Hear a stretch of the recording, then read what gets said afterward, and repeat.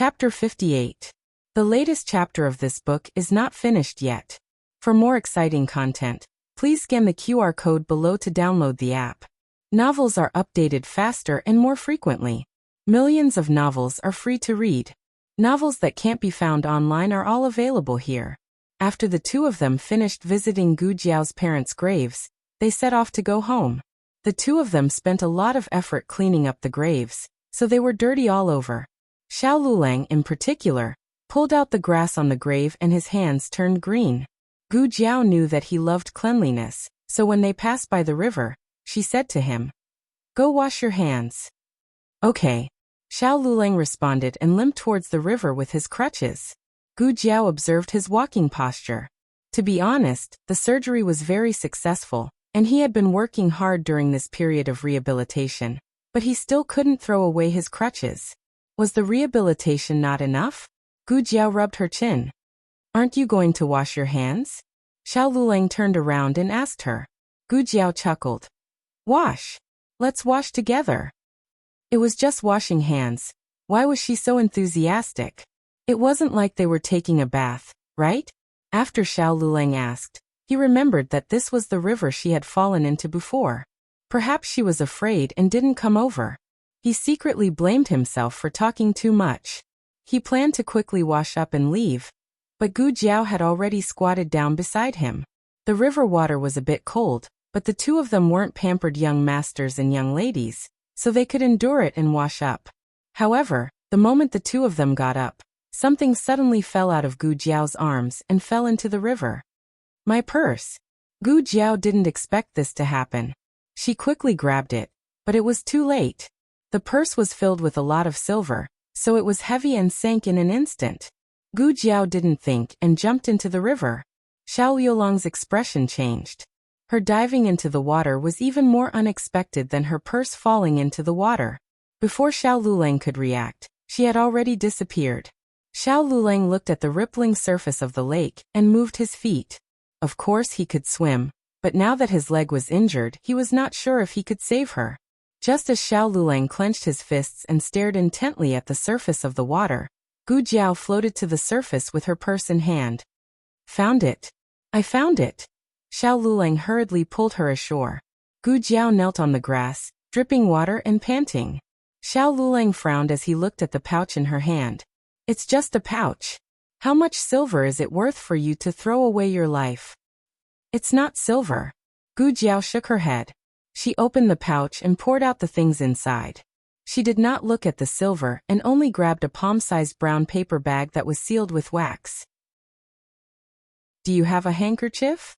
She looked at Xiao Lulang. Xiao Lulang took out a clean handkerchief from his chest and gave it to her. He thought that she was going to wipe the water off her face, but unexpectedly, she used the handkerchief to carefully wipe the brown paper bag.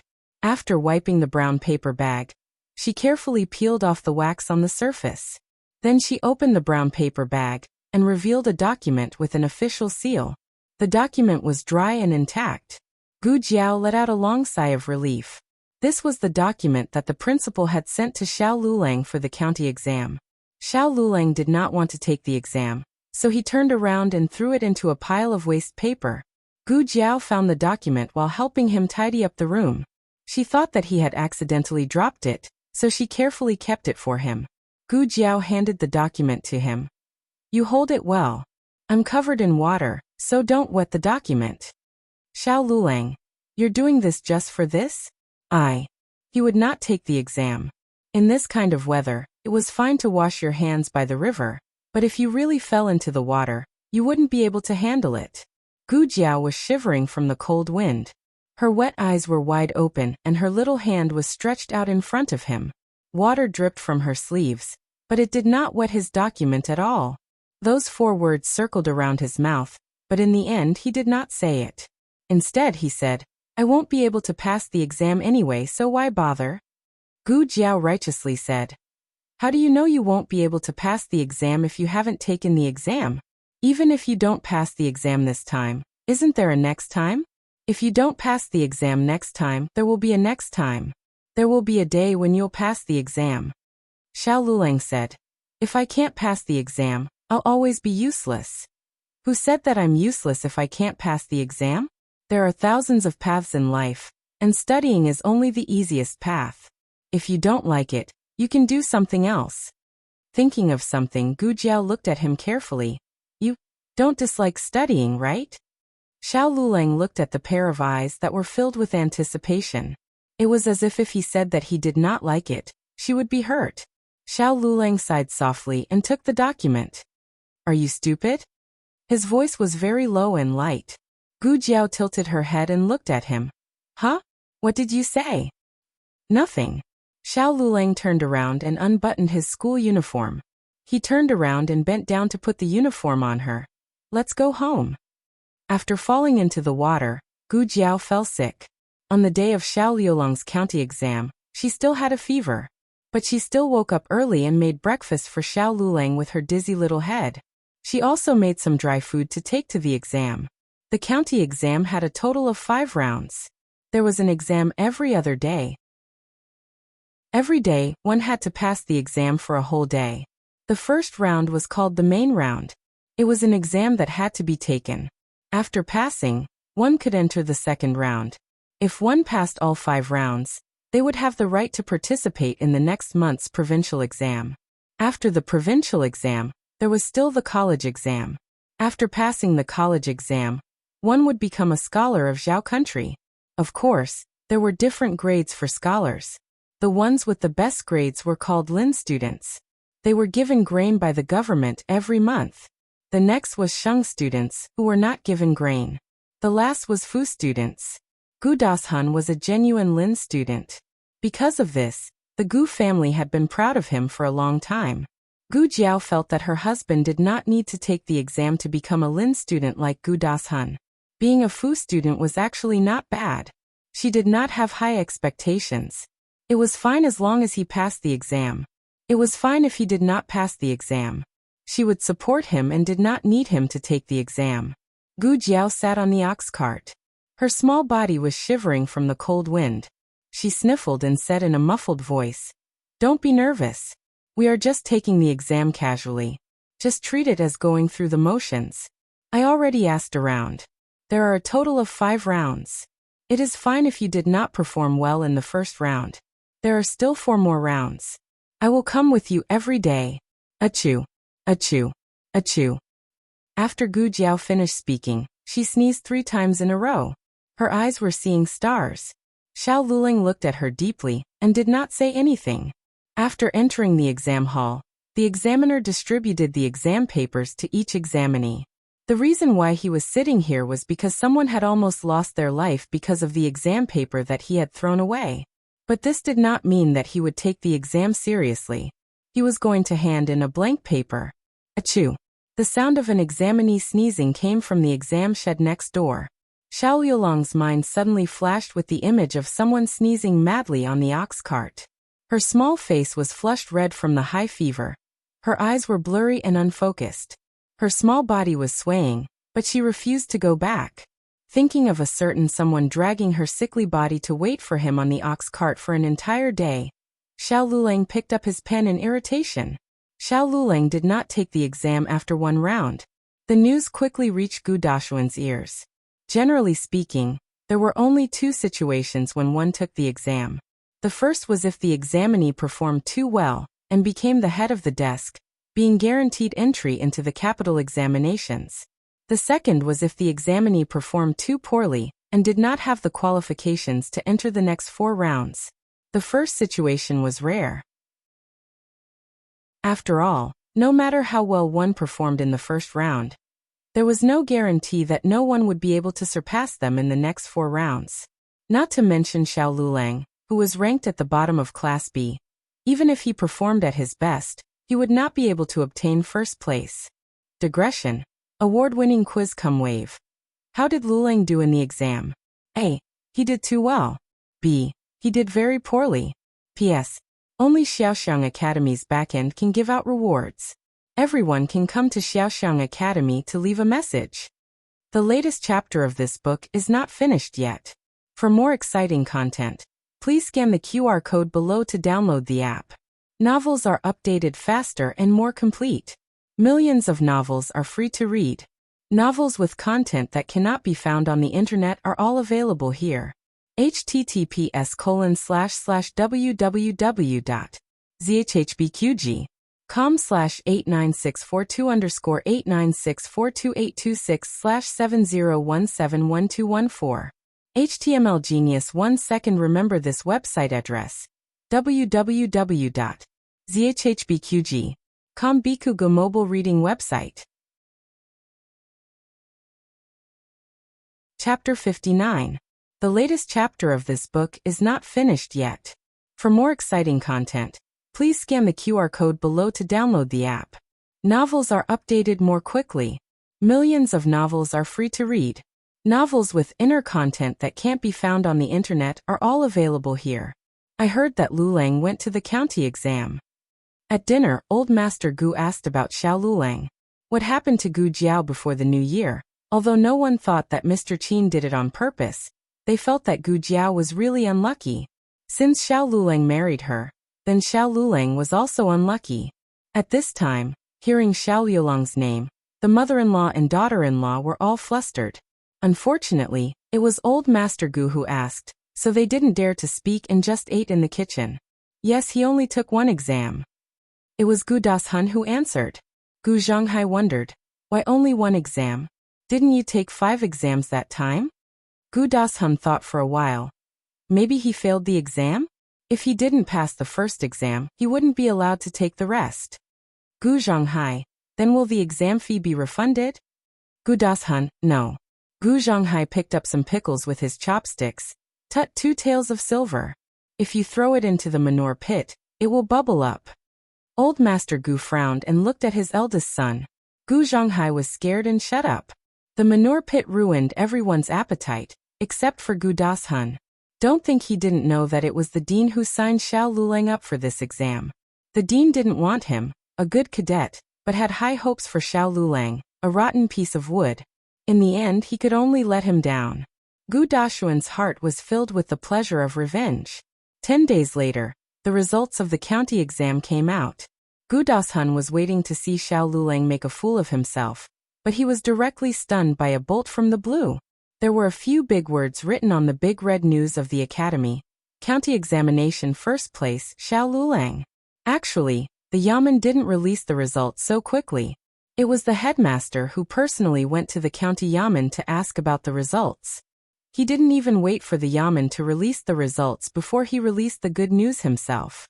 It was hung in the most eye-catching position, ensuring that everyone who passed by the academy would be able to see it. The dean stood under the good news and smiled like a fool. Those who knew would say that his student had gotten first place in the county examination. Those who didn't know would think that his own son had passed the provincial examination. He even specially called Xiao Lulang over to the Zhongzheng Hall. I knew my painstaking efforts would not be in vain.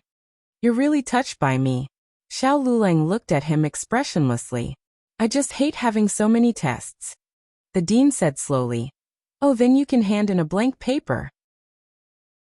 Even if you hand in a blank paper, you don't have to take the rest of the exam, do you? Admit it, Lulang.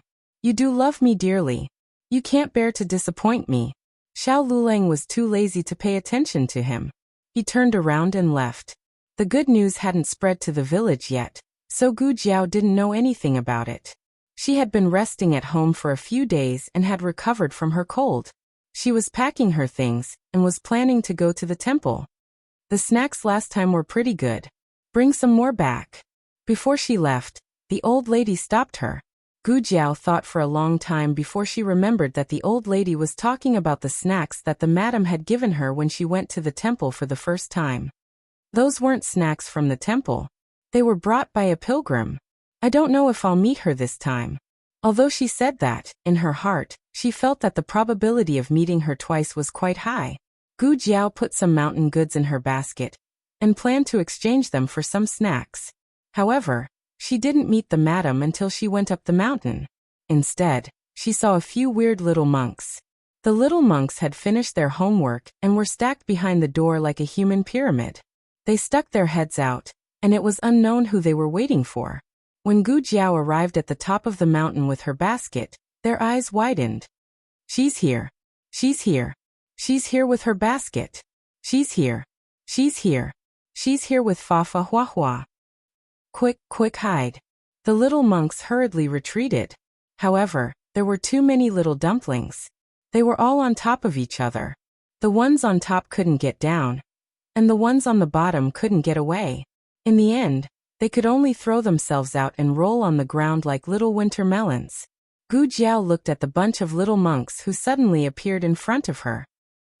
Was this a large-scale scam? Jingfan, Jingxin, Jingshan, where did you guys go? They had tripped in front of a beautiful female patron. Did they not want to lose face? Stinky senior brother even called them by their names. The little monks got up and wanted to run away. Gu Jiao suddenly said, "What were you guys doing just now?" The few of them stopped in their tracks. Little monk 1. We weren't looking at you. Little monk 2. Yes, we weren't looking at you. Little monk 3 nodded. Gu Jiao raised her eyebrows. Why were you looking at me? Little monk 1, 2, 3. Because you're pretty. Gu Jiao. Little monk 1 pointed at Gu Jiao's birthmark.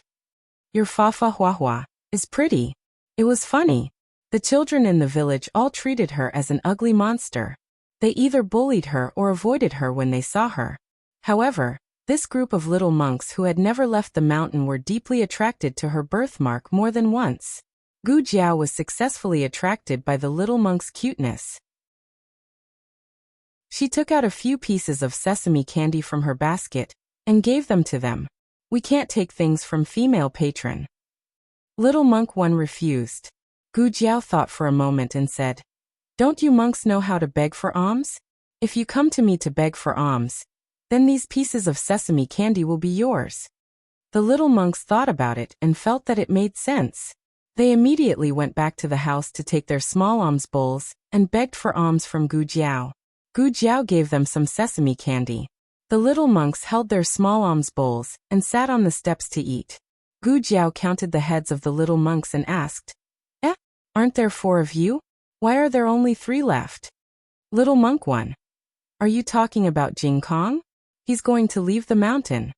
So the little wrestler's name was Jing Kong.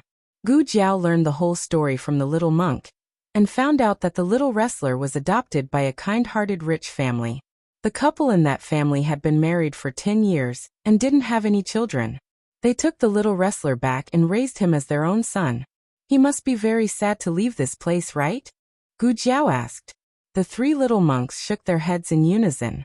Little monk E was the most active of them all. He was the spokesperson of the little monk troop. He said, he's not sad at all. He wanted to leave the mountain long ago.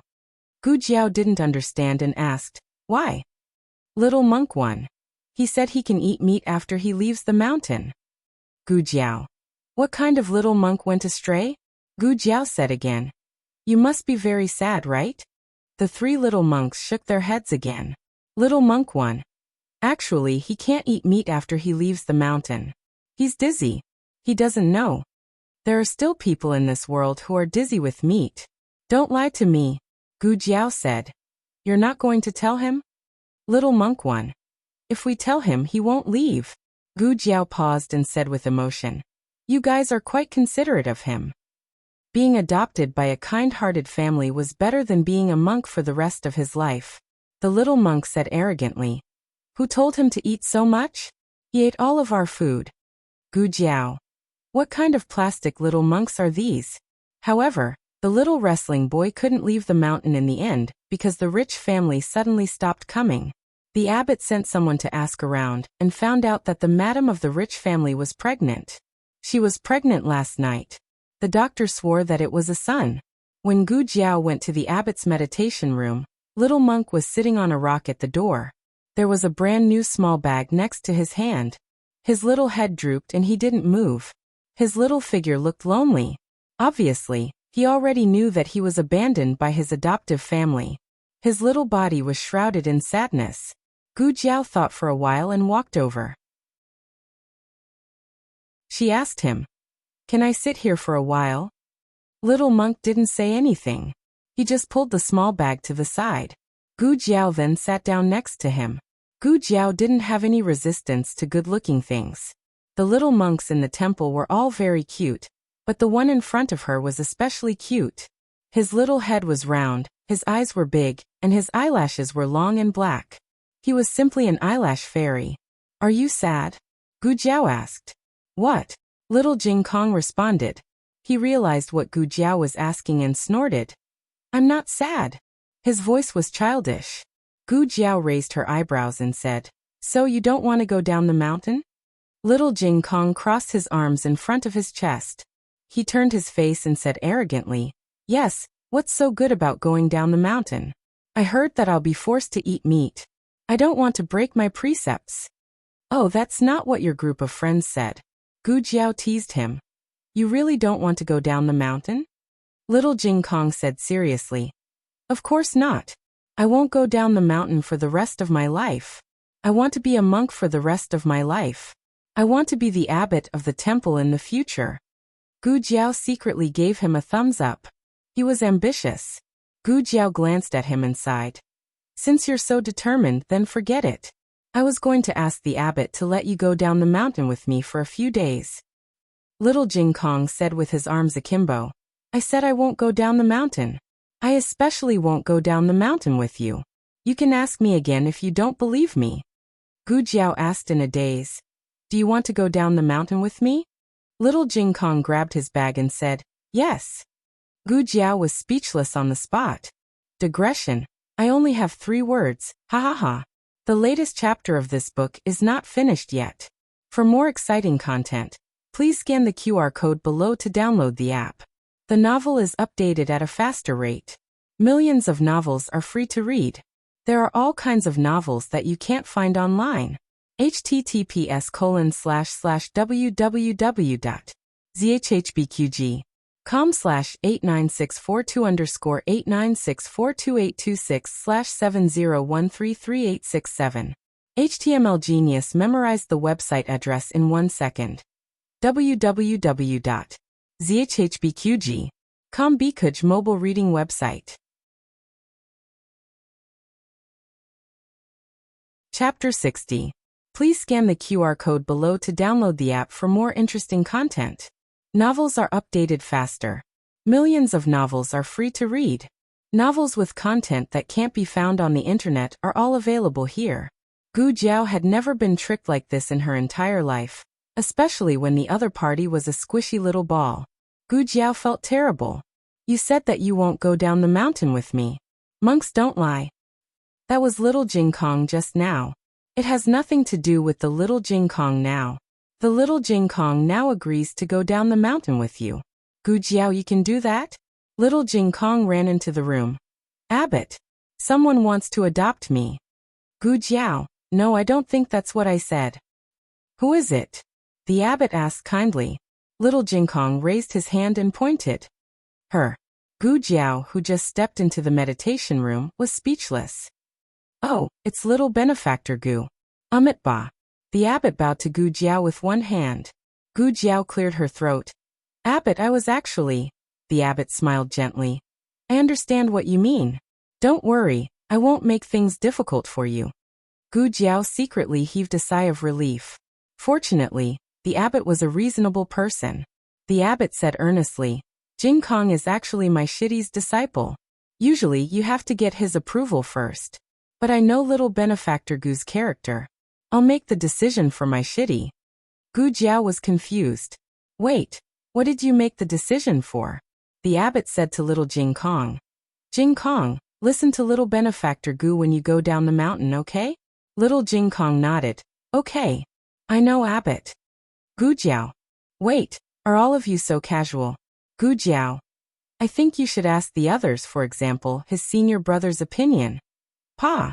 A chair was moved into the room. Jing Kong, your favorite bamboo chair. Eldest senior brother is giving it to you. Don't forget eldest senior brother. When you go down the mountain. Dong. A spinning top was stuffed into little Jing Kong's arms. Jing Kong, your favorite spinning top, second senior brother will give it to you. Don't forget second senior brother. After that, every senior brother sent over a parting gift. They were so fast that it was as if Gu Jiao would regret her decision if they were a step slower. The corners of Gu Jiao's mouth twitched. Little monk, How many sins have you committed? Look at how anxious your senior brothers are. Is it too late to change my words now? Gu Jiao was here to buy a mountain, but when she went down the mountain, there was a little burden behind her. The abbot grinned. Buy one get one free. Gu Jiao. I don't feel like I've earned anything. Today was Xiao Liulong's big day. Whether he cared about it or not, he had completed a huge transformation from the bottom of Class B to the top of the county exam. If he was a top student of Class A, it wouldn't have caused such a big sensation. To put it bluntly, it was because he had taken a big step. Xiao Lulang was surrounded by people at the academy for the whole day. He heard from second Uncle Luo that the person who brought the good news had gone to the village. Presumably, the villagers all knew about it by now. Sure enough, when he walked to the door, he saw that it was surrounded by people. The villagers loved to be lively. Whenever something happened to someone's family, the whole village would come to watch. Xiao Lulang took a deep breath and prepared himself to be surrounded by the villagers. However, something unexpected happened. The villagers were blocking his way, and he couldn't enter the house. He could only pat the shoulder of the person in front of him. Auntie Zhao, I'll go in for a while. What are you doing? Auntie Zhao moved her shoulder in disgust. It's me, Lulang, he said. Auntie Zhao hurriedly glanced at him. Lulang is back. After saying that, she continued to look into the house and ignored Xiao Lulang. Xiao Lulang was a little confused. Aren't you all blocking the way here because of me? What's with this perfunctory attitude? Xiao Lulang asked a few more villagers and found that they really didn't have the time to care about him. He was puzzled. If they weren't here for him, then why were they crowding around his house? When he squeezed through the door with great effort, he was stunned by the scene in front of him. He saw that in the central room of his house, there was a little monk with 3 heads. The little monk sat obediently on a small stool next to the old lady with a cute face. The villagers were all here for the little monk. They had never seen such a small monk who was obedient and beautiful. It was too rare. Xiao Liulong's limelight of being first in the exam was stolen by a little monk. Who could they find to reason with? The villagers left one after another when the sky was completely dark. Xiao Liulong's face was very dark, especially when he saw Gu Jiao come out with a bowl of food, and the little dumpling jump into Gu Jiao's arms. His face became even darker. Tell me, what's going on? He looked at the old lady and Gu Jiao. The old lady was eating melon seeds. Don't look at me, I didn't bring him back. Gu Jiao paused. Would you believe me if I said that it was a gift from the mountain? Xiao Lulang, Jing Kong, go wash your hands in the backyard. I've got the water for you. After Gu Jiao sent the little Jing Kong away, she told Xiao Lulang the whole story. Of course, she didn't mention that she was tricked by the little Jing Kong. After all, it was a little embarrassing and she would never admit it. He's too pitiful, so I brought him back. Xiao Lulang looked at Gu Jiao suspiciously. He felt that she wasn't such a kind person. Are you sure you weren't tricked? Gu Jiao's eyes widened. Absolutely not. How old is he? How could he trick me? I'm not that stupid. Xiao Lulang expressed his doubts. Gu Jiao quickly changed the topic. She looked down and touched her index finger. If you don't like it, Xiao Lulang interrupted her. No, as long as you like it. They weren't a real couple. It was her freedom to raise as many children as she wanted. He had no right to interfere. Gu Jiao went to the kitchen to get the food. Little Jing Kong washed his hands and went back to the living room. He came in front of Xiao Lulang, looked him up and down and asked seriously, Are you my father? Xiao Lulang choked. She acknowledged you as her son? Little Jing Kong shook his head. No, Jiao Jiao said he would take after me. I'm just here to ask you, do you want to be my father or what? Xiao Lulang said indifferently, I don't have a son as old as you. Little Jing Kong said seriously, I'm not old, I'm only 6 years old. Xiao Lulang chuckled. Really? But you look only 3 years old. Little Jing Kong, who was indeed 2.5 years younger, was speechless. Little Jing Kong tilted his head and thought for a while. So you want to be my elder brother? Without waiting for Xiao Liulong's answer, little Jing Kong nodded thoughtfully. Okay, it's better than dumplings and it's more fun than. Xiao Liulong's body shook. Shut up. What kind of indecent little monk is this? The latest chapter of this book is not finished yet. For more exciting content, please scan the QR code below to download the app. The novel is updated faster. Millions of novels are free to read. There are all kinds of novels that can't be found on the internet. https://www.zhhbqg.com/89642_8964286/700999953. HTML Genius memorized the website address in 1 second. www.zhhbqg.com Bikugo mobile reading website. Chapter 61. Please scan the QR code below to download the app for more interesting content. Novels are updated faster. Millions of novels are free to read. There are all kinds of novels that can't be found on the internet here. The woodcutter in the back of the mountain never said anything nice. The little monks had heard it a few times, but the three of them couldn't remember it. Only little Jing Kong never forgot it. He understood it literally. After all, the dumplings were really delicious, and he really wanted to play with Jiao Jiao. Don't say that again, Xiao Lulang said seriously. Why? Little Jing Kong blinked and asked. Xiao Lulang opened his mouth. Jiao Jiao won't like it. After saying this, he glanced at the kitchen without anyone noticing. She was so far away, so she shouldn't have heard the Jiao Jiao. When Gu Jiao brought the dishes from the kitchen, the two men in the house had already confirmed their relationship. Xiao Lulang pointed at Gu Jiao and said, "She's your sister, your biological sister." He couldn't have any ideas about her. Besides, Gu Jiao already had a younger brother, so it didn't matter if she had one more. Little Jing Kong had already understood Gu Jiao's family relationship. He sighed like an adult. Okay, although I'm not her unique younger brother, you're not her unique man either. He patted his small chest, indicating that he was also Jiao Jiao's man. Xiao Lulang, little monk, you're very arrogant on your first day in the house. In order to show that he was a responsible man, little Jing Kong even helped Gu Jiao set the table. The little monks in the temple actually had a tougher life than ordinary children. They practiced martial arts, attended classes, and worked hard. Therefore, even though he was small in stature, he was quite capable when it came to doing things. Dinner was a pot of wild mushrooms, green pepper eggs, cornflower soup, and cabbage buns. They could eat meat a long time ago, but they were too busy today, so they didn't go to town to get meat. The small monk looked at the table full of vegetarian dishes, and couldn't hide his disappointment. There's no meat? Xiao Lulang chuckled and said. Aren't you a monk? Monks can eat meat? Little Jing Kong said seriously, but I won't be a monk when I leave the mountain. Xiao Liulang's gaze fell on his little bald head. Little Jing Kong hurriedly covered his little bald head with his little hands. My hair will grow out. Xiao Lulang said seriously, we can't afford meat. Little Jing Kong exclaimed and looked at the furnishings in the house.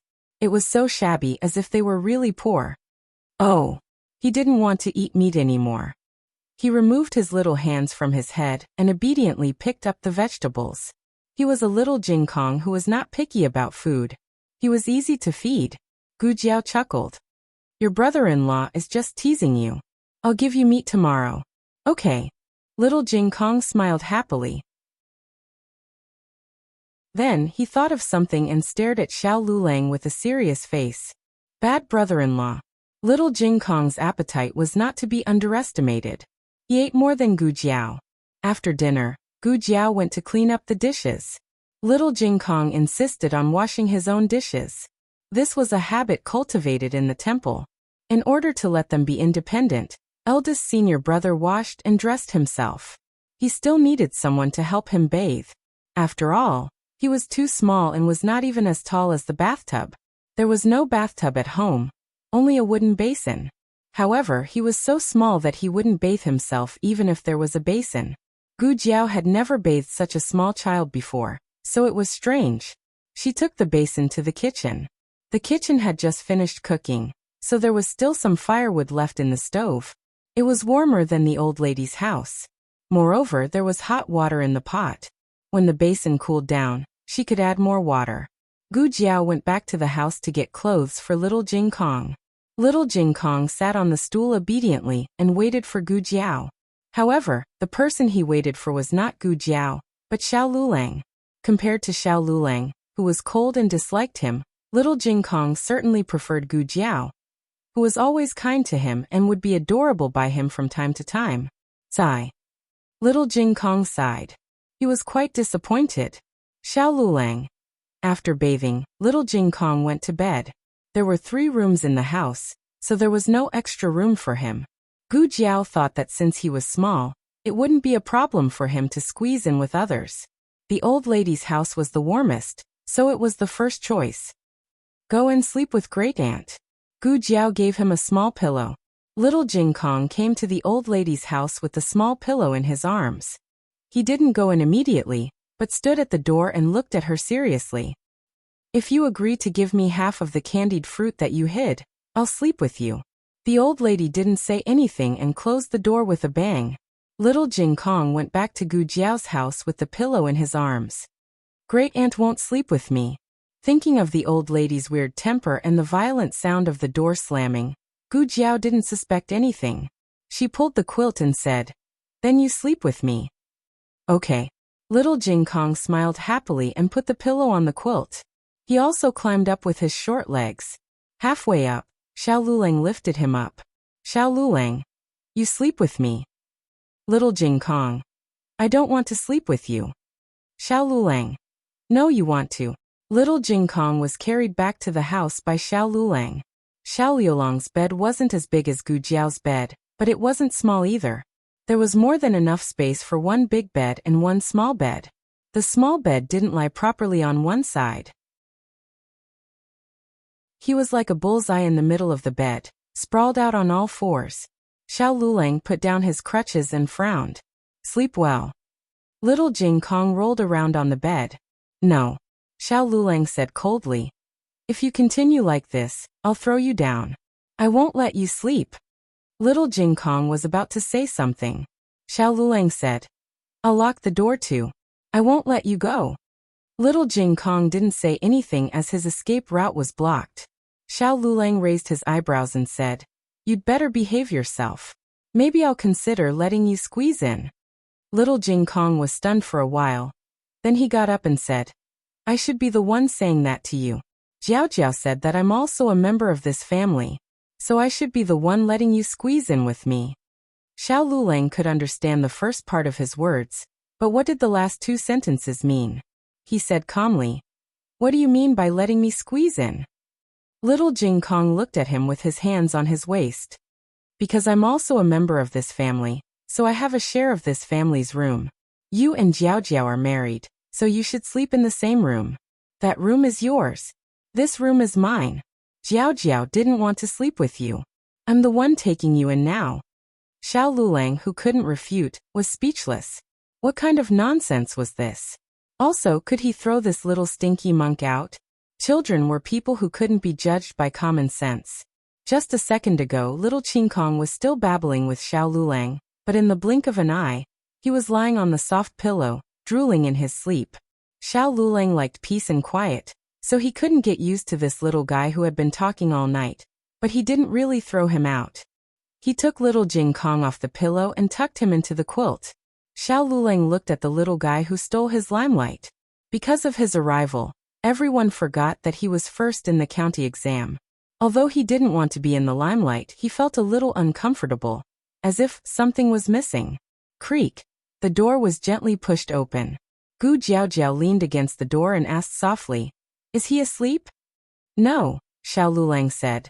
Then paused and looked at little Jing Kong, who was sleeping soundly. He's asleep. Then I'll come in. Gu Jiao walked in quietly with an oil lamp in her hand. I see that your oil lamp is almost used up. Why don't you use mine tonight? Okay. Xiao Lulang sat on the edge of the bed and responded faintly. Gu Jiao put the oil lamp on his table. Well, I haven't congratulated you on being first in the county exam. Xiao Lulang raised his eyelids slightly. For you. Gu Jiao handed something to him. What is it? Xiao Lulang asked. Gu Jiao smiled. You've improved so much. This is your reward. Xiao Lulang turned his face away. I'm not a kid.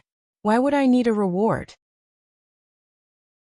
Although he said that, he still reached out and took it. It was a sachet made by Gu Jiaojiao herself. There were dried flowers in it that helped him sleep. The dried flowers were also made by her.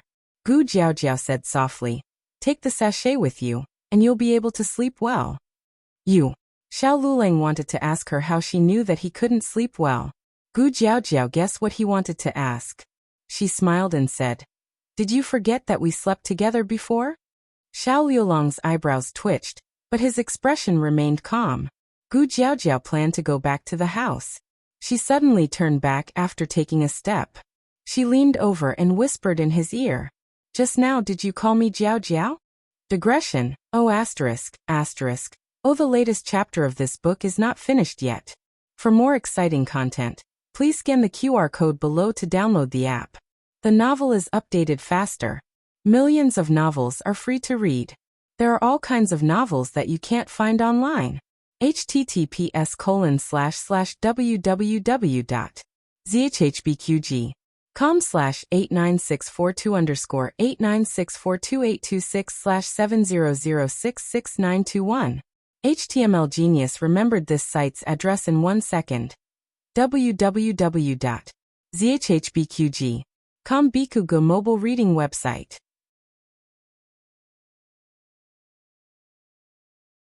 Chapter 62. Please scan the QR code below to download the app for more interesting content. The novel will be updated at a faster rate.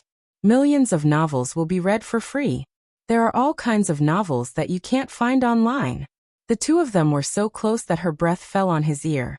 He could clearly feel the tip of his ear burning. No. He denied it, and did not turn to look at her. However, Gu Jiao kept looking at him. The tips of his ears and cheeks were hot, and the slender and slightly red neck under his black hair was extremely youthful and beautiful. "I don't care. I heard you." After that, Gu Jiao went out with satisfaction. She was getting more and more familiar with flirting with her little husband. Xiao Lulang looked at the sachet in his hand. The uneasiness in his heart was dispelled. He held the sachet and slept soundly. When he got up, he caught a glimpse of a little foot on his chest. Little Jing Kong was sprawled on his back and slept in an arrogant manner. Xiao Lulang moved his little foot away.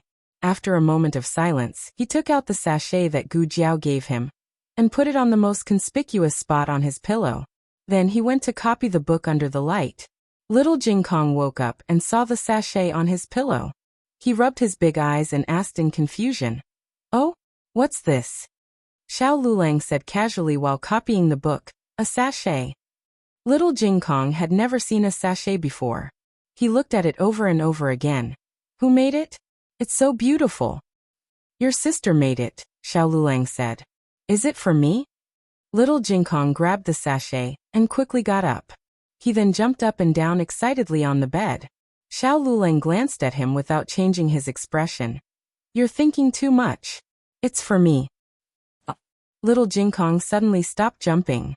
Little Jing Kong didn't believe it, so he took the sachet to Gu Jiao, who was cooking breakfast in the kitchen, to ask for confirmation. What else could Gu Jiao say? Of course she admitted it. Little Jing Kong looked aggrieved.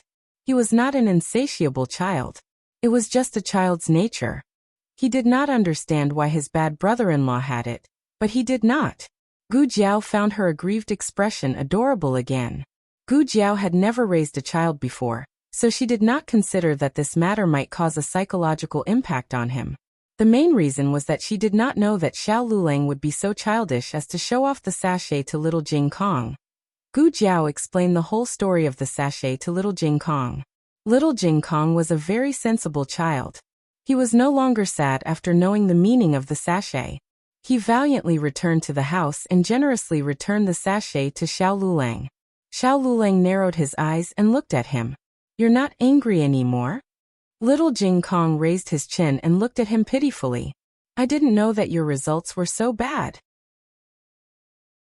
You should be rewarded for getting first place. I'm used to getting first place in the temple all the time. I don't need a reward anymore." Xiao Lulang was speechless. Today he wanted to throw the little monk out again. After a while, Gu Xiaoshan came to the house for breakfast and got to know the new member of the family, Little Jing Kong. Little Jing Kong then realized that there were not only two men in the family. Gu Xiaoshan was also a man in the family. He just didn't live at home. Compared to Xiao Lulang, who could always set traps for Little Jing Kong, Gu Xiaoshuan's fighting ability was not enough to arouse Little Jing Kong's vigilance. Little Jing Kong happily became good brothers with him. After the two of them went to school, Gu Jiao was also preparing to go to town. After the old lady came here, she asked Xuaningxiang to make her winter clothes.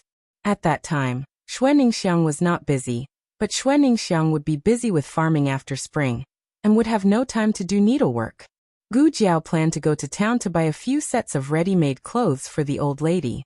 Little Jing Kong also needed to buy clothes. He was abandoned in the temple when he was 6 months old, and never went down the mountain. His bag was full of monk clothes. Hearing that Gu Jiao was going to town, Little Jing Kong's eyes immediately lit up. Can I go? Can I go? If it was just to buy clothes, Gu Jiao would definitely take him there. However, Gu Jiao had other things to do. Gu Jiao patted his little bald head. I'll take you there next time. Gu Jiao could see that Little Jing Kong still wanted to go, but he didn't throw a tantrum and obediently stayed. This child was quite easy to deal with. Gu Jiao carried the small basket back to town. She was not going to practice medicine. She just had the habit of carrying the small medicine box with her. After all, the small medicine box was too big a secret, so she felt relieved to carry it with her. Secondly, she might really need the medicine inside later. Gu Jiao went to the street full of gambling houses, brothels, and martial arts arenas. 2 hours later, Gu Jiao rubbed her right wrist and came out refreshed. She had sweated a lot and took off her cotton-padded clothes. She was only wearing a thin jacket. I haven't been here for a few days, so I'm a lot rusty. She sighed and turned around, planning to go to the shop in the east of town to buy clothes for the old lady and Little Jing Kong. However, she felt that something was wrong after taking a few steps. Someone was following her. Gu Jiao coldly raised the corner of her mouth. She was not surprised that someone was following her.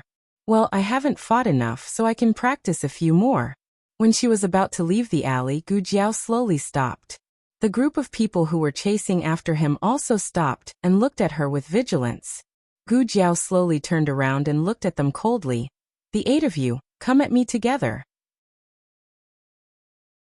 The leader of the strong men narrowed his eyes coldly. How arrogant. Girl, do you know who we are? Gu Jiao looked at him unscrupulously. I don't care who you are. If you want to fight, then fight. If you don't want to fight, then get lost. The leader of the strong men sneered. Girl, the Blackwater Alley is not a place you should be. I'll give you a chance to beg for mercy. As long as you break your right arm and promise not to disturb our business, I'll spare your life. Gu Jiao's patience was not for these people. She had said what she wanted to say, but they were still nagging. This was very annoying. Gu Jiao quickly ran over to the other side. With one foot on the wall, she used the other to kick the leader's face. The leader did not even have time to react before he was sent flying. Big brother. They were all dumbfounded. Gu Jiao did not give them a chance to react. She used her palm as a knife and in the blink of an eye, 3 of them fainted. Half of the people were gone. The remaining 4 pounced towards Gu Jiao. Gu Jiao grabbed the first 2, swung them up, and smashed them onto the bodies of the other 2. The 4 of them spat out blood from being smashed. They held their chests and wondered if this was real. Gu Jiao clapped her hands and turned to leave. However, a black shadow passed over her head. There was more? Moreover, it was someone who knew Qinggong? They were thinking too highly of her. Gu Jiao grabbed a wooden stick from the ground and climbed up the wall in a few steps, smashing the black-clothed man down with a bang. The black-clothed man was stunned when he fell down. Girl, do you have a grudge against me? Gu Jiao. Hey, there's no use pretending. Black-clothed man. No, I really don't know you. Gu Jiao smashed him unconscious with the stick. Black-clothed man. After Gu Jiao beat him up, she discovered that there was another one nearby. However, that person was very vigilant. The moment Gu Jiao noticed him, he disappeared into the crowd. Quick! The assassin is over there.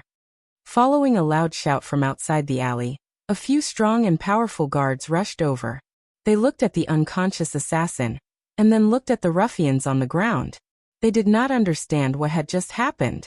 Could it be that this assassin had a conflict with the ruffians in town, and both sides were injured? But this assassin was an expert. How could he not even be able to defeat a few ruffians? Girl, did they hurt you? One of the guards asked Gu Jiao. No. Gu Jiao shook her head. She felt that the clothes of the guards were somewhat familiar, as if she had seen them somewhere before. Just as she was thinking, a carriage stopped at the entrance of the alley. The curtains of the carriage were slowly pulled open by a pale hand.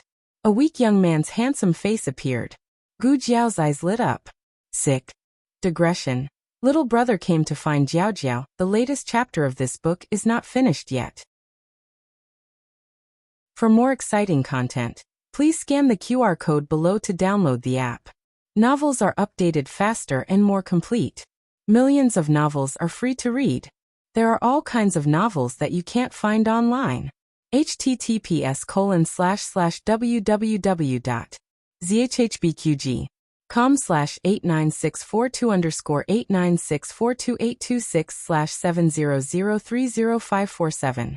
HTML Genius memorized this website's address. www.zhbqg.com Bikuga mobile reading website.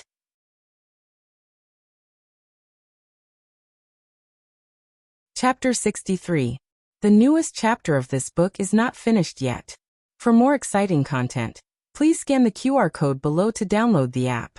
Novels are updated faster and more frequently. Millions of novels are free to read. Novels that can't be found online are all available here. Gu Yan saw Gu Jiao's eyes and knew that she still remembered him. His 10,000-year-old world-weary handsome face had a trace of a happy smile. Gu Jiao saw his smile, and her mood also improved. She was about to go forward and greet him when she saw his jade-like index finger on his lips. Gu Jiao instantly understood, and lowered her eyes to pretend that she didn't see anything. Although these guards were also people from the hot spring villa, they had never seen Gu Jiao before, so they didn't recognize Gu Jiao's identity. But seeing that Gu Jiao was fine, they continued to look for her. After making sure that they were far away, Gu Jiao came to the front of the carriage. This was a civilian carriage and it was very simple. No wonder it could be hidden from everyone. The guards would never have thought that the noble Marquis Fu's young master would be in a carriage like this. The driver was also from the town and had been given enough money, so he wouldn't speak carelessly. Gu Jiao opened the curtains and looked at the delicate and petite youth in front of her. She asked, "Why did you come here? You even threw off your own guards?" "I came to find you," Gu Yan honestly said. "Find me? Are you not feeling well?" Gu Jiao unconsciously reached her hand through the window to take his pulse. When she grabbed his wrist, she remembered that she was only a little medicine boy in the Marquis Fu. She calmly took back her hand. Gu Yan's pale face revealed a faint smile. "I know it's you." How did he know? Where did she give herself away? Gu Jiao scratched her little head. Gu Yan was amused by her confused appearance. "No one else knows. Come up." Her secret was getting more and more out of hand. First it was the old grandfather, then it was the second boss and the old doctor. And now it was this young master of the Marquis' estate. Gu Jiao still decided to lie. "It wasn't me who treated you. It was Dr. Li from Huichun Hall. I'm just his little medicine boy." Gu Yan smiled and said, "Okay, little medicine boy, are you coming up? If I don't come up, they'll discover me." Gu Jiao thought about it for a while and finally got into the car. She sat down beside Gu Yan. Even Gu Jiao felt that this carriage was too shabby to sit in. It was really hard on this young master of the Marquis' residence. Gu Yan did not feel wronged at all. As long as he could see her, he could sit anywhere. Gu Yan smiled and stretched out his bone-white wrist. "Little medicine boy, do you want to check my pulse?" Gu Jiao's expression did not change. "It's not guaranteed." Gu Yan smiled and nodded. "Yes." Gu Jiao checked his pulse. It was much more stable than last time. Then she opened the small medicine box and took out the stethoscope. "What is this?" Gu Yan asked curiously. "Stethoscope, take off your clothes," Dr. Gu said coldly. Gu Yan was stunned. Gu Jiao unbuttoned his clothes and put the stethoscope in. There was still arrhythmia and noise. The anti-heart failure medicine was effective for him, but it was not that effective. Is it very uncomfortable? Gu Jiao took back the stethoscope. Gu Yan lowered his head and closed his clothes with his slender and pale fingers. It's not uncomfortable. Really, it's much better than before. He had spent so many years suffering from heart disease. He had never experienced the comfort of a normal person. As long as it was less uncomfortable, it would be better for him. You suffered because of the thumb ring, Gu Yan suddenly said. Gu Jiao was stunned for a moment. She would have forgotten if he did not mention it. In fact, it was not a big deal. It was an unimportant person. If she misunderstood, then so be it. I took your thumb ring first. I should apologize to you. Gu Yan hated that she was so distant with him. I don't want your apology. Gu Jiao smiled and did not continue the topic. Why did you shake off the bodyguards? They are annoying, Gu Yan said. Gu Jiao lifted the curtain and looked at the man in black on the ground. But you will encounter assassins. Gu Yan smiled and said, he is not an assassin. He is my secret guard. He led them away. Gu Jiao blinked innocently. Then he is really unlucky. He was injured by a few ruffians. Not far away, another secret guard spat out a mouthful of old blood. Miss, is it really okay to lie through your teeth? Yes. Gu Yan smiled. He was injured by a ruffian. Don't worry about him. Let him fend for himself. That was not necessary. Gu Jiao cleared her throat.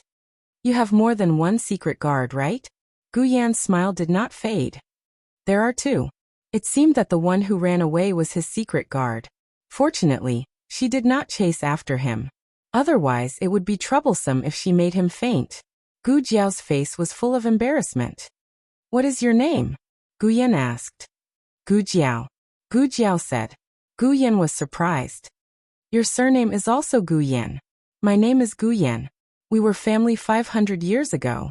Gu Jiao was amused. You are a dignified young master of the Marquis family. You are lowering yourself to be related to a small village girl. Aren't you afraid that the Marquis and Madame will beat you if they find out? Are you hungry? Gu Yan asked. Gu Jiao woke up early and walked all the way. Now she was really hungry. The western part of the town was not as prosperous as the eastern part of the town. There were not many good restaurants. After a long time, they found a small restaurant that was passable. Have you been to this kind of place before? Gu Jiao asked as she got off the carriage. No, Gu Yan said honestly. As a little seedling that would fall when the wind blew, the Marquis family had raised him in the palm of their hands.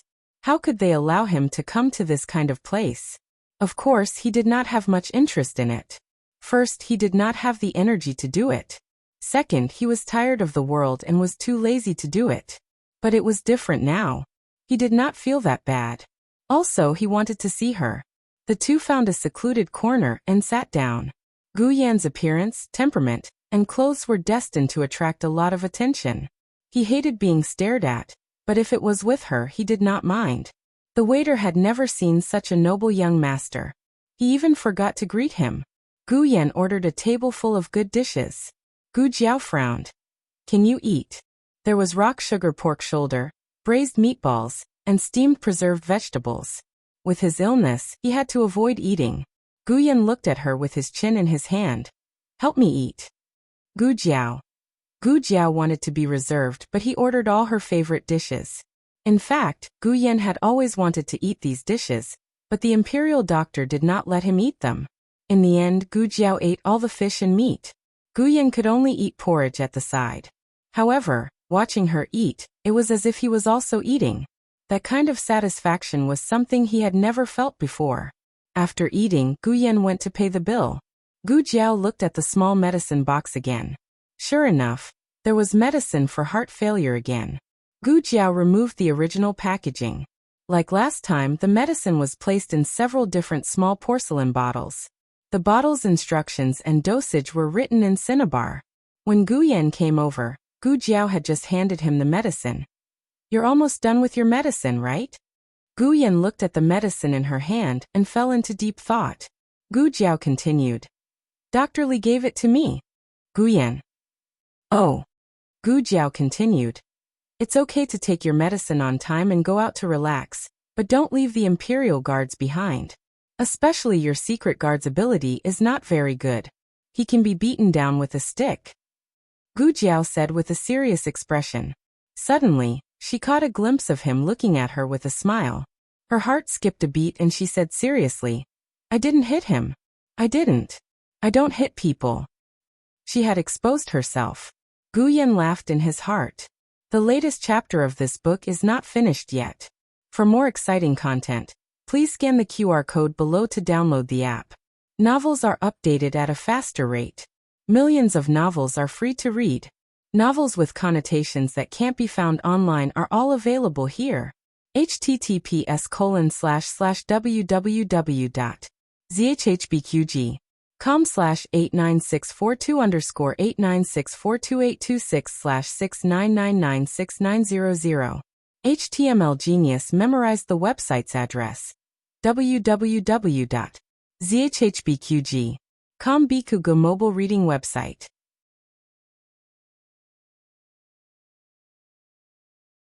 Chapter 64. The latest chapter of this book is not finished yet. For more exciting content, please scan the QR code below to download the app. Novels are updated faster. Millions of novels are free to read. Novels with content that can't be found online are all available here. Guyan didn't stay in the small restaurant for too long, because the guards of the Marquis's mansion came.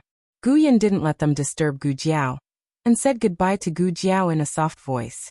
Looking at his receding figure and thinking of his modest and polite appearance, Gu Jiao's little heart couldn't bear it any longer. He had the looks, the family background, and was so gentle and polite. He was such a perfect little sweetheart. Why did God want to torture him? The modest and polite little sweetheart.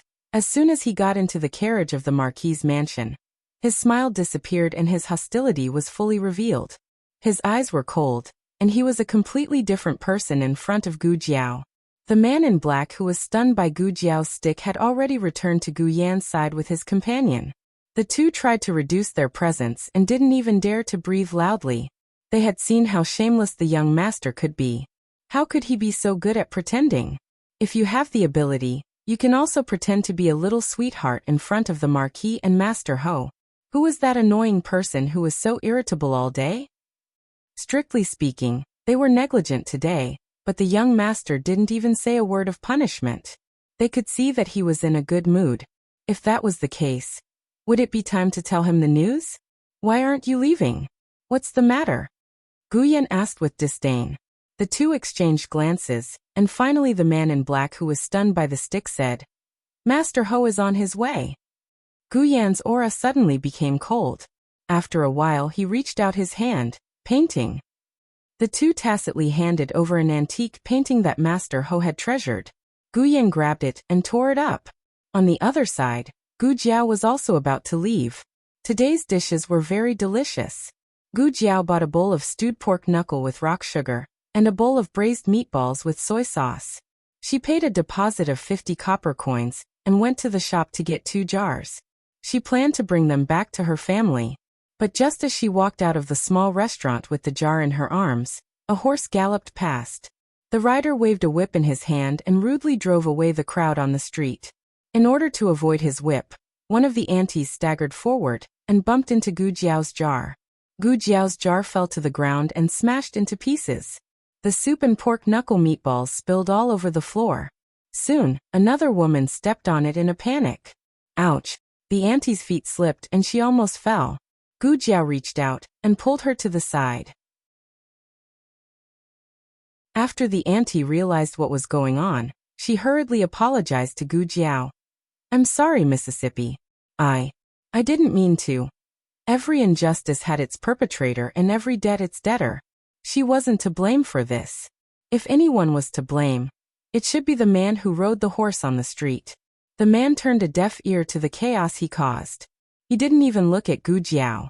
Gu Jiao narrowed her eyes. When he waved the whip again and brushed past her, Gu Jiao grabbed his whip. Then, without giving the other party a chance to negotiate, she unceremoniously pulled him down from the carriage. The man fell heavily to the ground, and the horse left his hand, galloping away and disappearing. He was a martial artist. This fall wasn't a big deal. He only suffered some minor injuries. But he was very angry. Who was so bold to pull him down from the horse on the street? He suddenly rushed towards Gu Jiao. Gu Jiao took the whip in her hand and lashed at him, sending him flying. He crashed into the carriage behind. The carriage shook violently.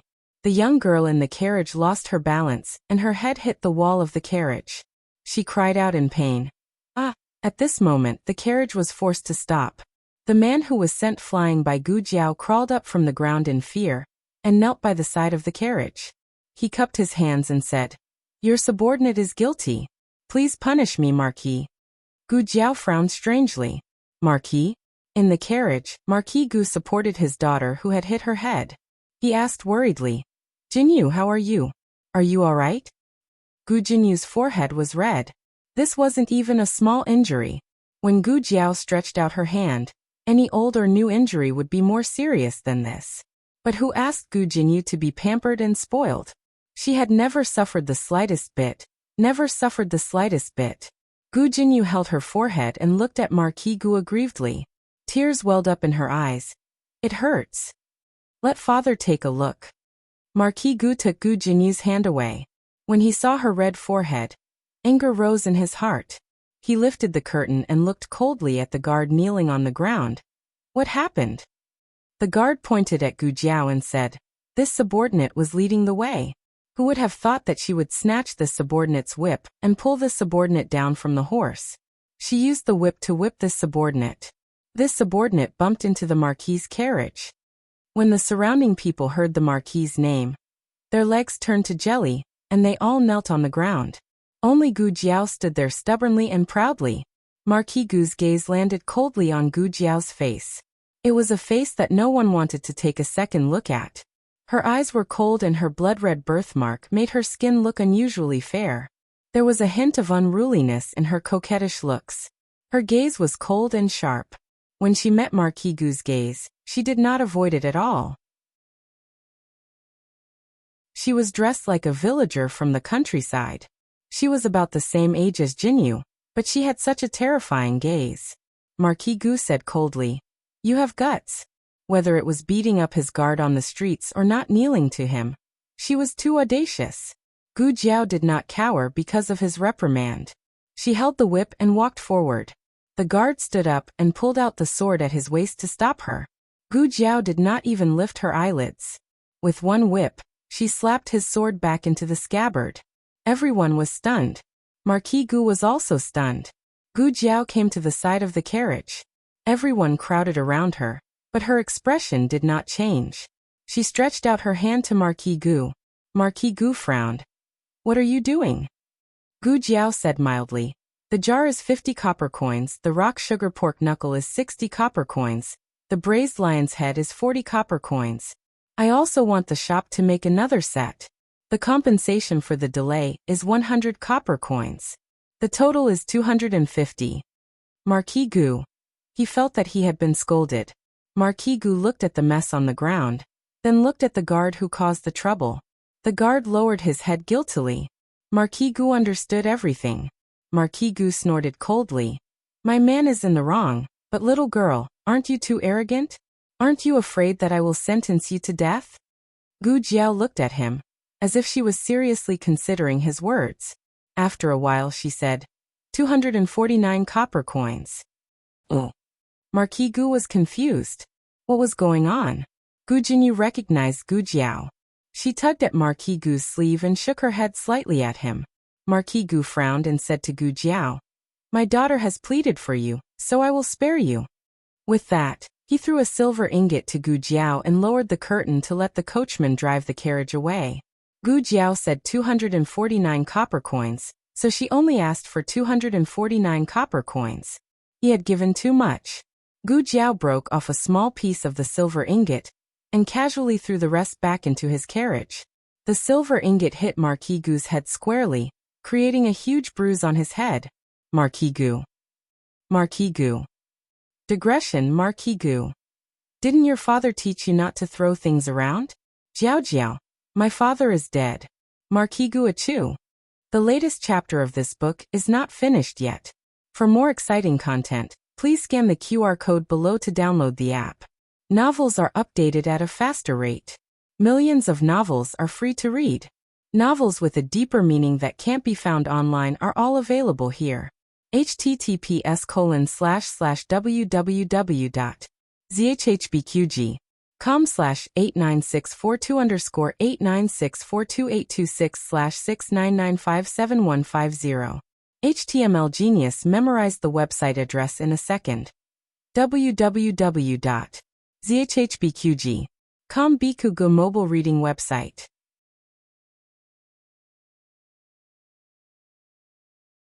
Chapter 65. The latest chapter of this book is not finished yet. For more exciting content, please scan the QR code below to download the app. Novels are updated at a faster rate. Millions of novels are read for free. Novels with a deeper meaning that cannot be found online are all available here. Marquis Gu was unable to restrain his anger. The veins on his resolute and handsome face were throbbing. Just as he was about to get someone to capture the girl and punish her, a guard from the Marquis's residence came over on a horse. Reporting to the Marquis, something has happened to the young master. Marquis Gu could not be bothered to find trouble with Gu Jiao. He hurriedly got the guard to lead the way and rushed to the location of his son's accident. Gu Yan's carriage had overturned halfway. Although the secret guard had managed to stabilize the carriage in time, and did not let it fall to the ground, it was still heavily tilted and Gu Yan fell. Gu Yan's body was even weaker than a child's. No one in the residence had ever dared to let him touch or knock himself. Marquis Gu was extremely nervous the entire way. However, when he saw Gu Yan, he realized that Gu Yan was completely fine. Gu Yan sat on a small stool and stretched out his long legs, leisurely basking in the sun. Younger brother. Gu Jinyu lifted her skirt and alighted from the carriage. She knelt down in front of Gu Yan and held his hand. Are you all right? Marquis Gu walked forward with a strange expression and looked steadily at his son. Are you feeling unwell anywhere? Gu Yan calmly replied. I won't die. Marquis Gu had learned from the letter that his son was much better. He had been suspicious, but now that he saw it, he realized that it was true. The carriage had overturned and he was actually fine. This would have been impossible in the past. Marquis Gu temporarily relaxed and let his son sit in his carriage. Father and son were not on good terms. After getting on the carriage, neither of them spoke. Only Gu Jinyu spoke occasionally to break the awkward atmosphere in the carriage. There was a big bump on Marquis Gu's forehead from the silver. Gu Yan just stared straight at his big bump. Gu Jinyu thought that his younger brother was worried about his father and hurriedly explained. Younger brother, you don't know who we met just now. It's that little medical assistant who took your jade ring. Father gave her money, but she didn't want it. Look at how she smashed father. She smashed it. Gu Yan's eyes widened. Okay. Gu Jinyu nodded. Gu Yan was suddenly amused. He did not hide his gloating at all. Marquis Gu was so angry that he wanted to beat him up. If he wasn't his biological son, he would have killed him long ago. Outside, he had been angered half to death by a wild girl. Now that he had returned, his son was angered half to death. He just couldn't understand why this was happening. Did they discuss this beforehand? The carriage soon arrived at the hot spring villa. Everyone in the manor knew that the Marquis was coming. They all looked happy, as if the new year was coming again. It was no wonder that they were so excited. The Marquis worked in the capital and rarely came to the villa. Only the Marquis stayed here with the young master all year round. As for the young miss, she ran between the two places. She lived in the villa for a period of time, and in the capital for a period of time. The kitchen prepared a table of dishes to welcome the Marquis Gu. It was rare for the family of four to gather together for a meal. After the meal, Gu Jinyu pulled his younger brother back to their rooms, leaving only the Marquis Gu in the Marquise's room. When the children were in front of them, the two were as loving as before. But once the two children left, Yaoshi's smile faded slightly. It's late. The Marquis should rest. I will have someone prepare a room. Marquis Gu pulled her hand and gently asked in a low voice. Are you still angry at me? Yaoshi turned her face. How could I dare be angry at the Marquis? Marquis, stop joking. Marquis Gu looked at her lovingly and said in shame, "It's my fault. I shouldn't have not come to see you for so long, but I really couldn't leave. You also know the situation in the capital. The princes have all grown up, and His Majesty is in his prime." Yao Shi interrupted him. "The Marquis shouldn't talk about the matters of the court with a young woman like me. I don't understand. For the Marquis to suddenly come to the manor, is there a reason?" Marquis Gu wanted to speak but stopped. Of course there was a reason. It was just that he wasn't sure if he should tell her about it so early. Marquis Gu said without any change in expression, "I found a famous doctor in the capital and brought him to treat Yener's illness." Yao Shi said, "Yener's condition is much better." Marquis Gu said, "I know.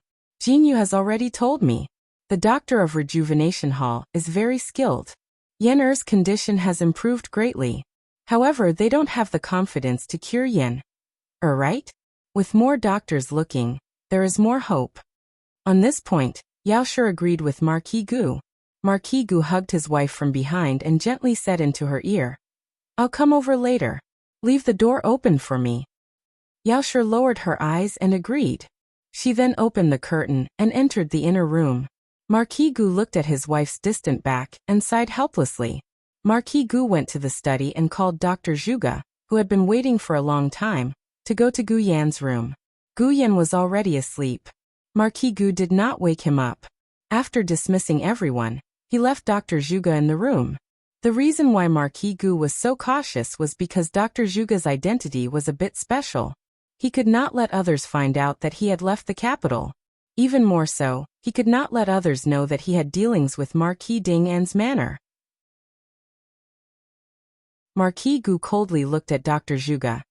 "Your disciple treated this Marquis' son's illness. Afterwards, he said some disgraceful words to this Marquis. This Marquis hopes that you understand that this Marquis is not someone who is easy to fool. Never try to fool this prince. This lowly one does not dare," Dr. Zhuge calmly said. Marquis Gu looked at him deeply and moved to the side of the bed. He used a silver needle to take a drop of blood from Gu Yan's finger. Afterwards, the two of them went to Gu Jinyu's room. Marquis Gu said, "Jinyu, the doctor wants to take a drop of blood from your finger." "Oh, is it still for younger brother this time?" As early as a few months ago, a doctor had come to the villa to take a drop of blood from her finger, saying that it could be used for younger brother. "Yes, it's still for medicinal purposes." Marquis Gu's expression did not change as he said. Gu Jinyu was afraid of pain, but for her younger brother she endured it. She closed her eyes and extended her hand. "Doctor, take it." Dr. Zhuge took a drop of blood from her finger. Gu Jinyu was in so much pain that her eyes brimmed with tears. Marquis Gu dotingly comforted his daughter, then went to the study to wait for news. About a quarter of an hour later, Dr. Zhuge returned with a complicated expression. "How is it?" Marquis Gu anxiously asked. Dr. Zhuge looked straight into Marquis Gu's eyes and said, "Your son's and your daughter's blood cannot mix. They are not blood-related siblings." Even though he had mentally prepared himself, hearing these words come out of Dr. Zhuge's mouth was like a bolt from the blue. Marquis Gu's entire body froze on the spot. Gu Yan did not need to be said. He was definitely his biological son. That boy was similar to him in every way. Even his bad temper was the same. Except for his pair of eyes, he took after his mother. On the other hand, Gu Jinyu did not resemble him and Yao Shi from a young age. The more they grew up, the more they did not resemble each other. It was not that Marquis Gu had not wondered before. If the two children were born one after the other, Marquis Gu would definitely be suspicious. But they were twins. If one was his biological son, could the other be a fake? He did not even think of the possibility of the wrong child being born. The latest chapter of this book is not finished yet. For more exciting content, please scan the QR code below to download the app. Novels are updated at a faster rate. Millions of novels are read for free. Novels with a deeper meaning that cannot be found online are all available here. https://www.zhhbqg com/89642_896422826/699188083. HTML Genius memorized this website's address in 1 second. www.zhhbqg.com Bikugo mobile reading website.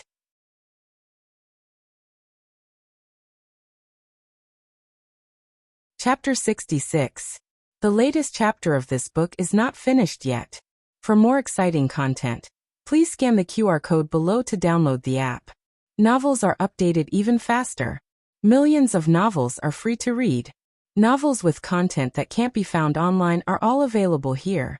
Marquis Gu was stunned for a long time before he found his voice. Don't tell anyone about this, especially Madam.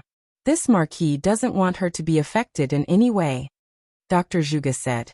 As long as Marquis can let go of my useless disciple, I will keep my mouth shut for the rest of my life. However, is Marquis certain that Madam gave birth to boy-girl twins? This Marquis is certain. Madam was awake when she gave birth. Then there's only one possibility. Wrong birth. Marquis Gu pondered for a moment and ordered, stay in the manor for now. This Marquis will call you if there's anything. Dr. Zhuge bowed. I'm at Marquis's command at any time. You can leave. Yes. After Dr. Zhuge left, Marquis Gu fell into a chair. His strength seemed to have been sucked out, and his mind was numb. The night in the manor was frighteningly quiet.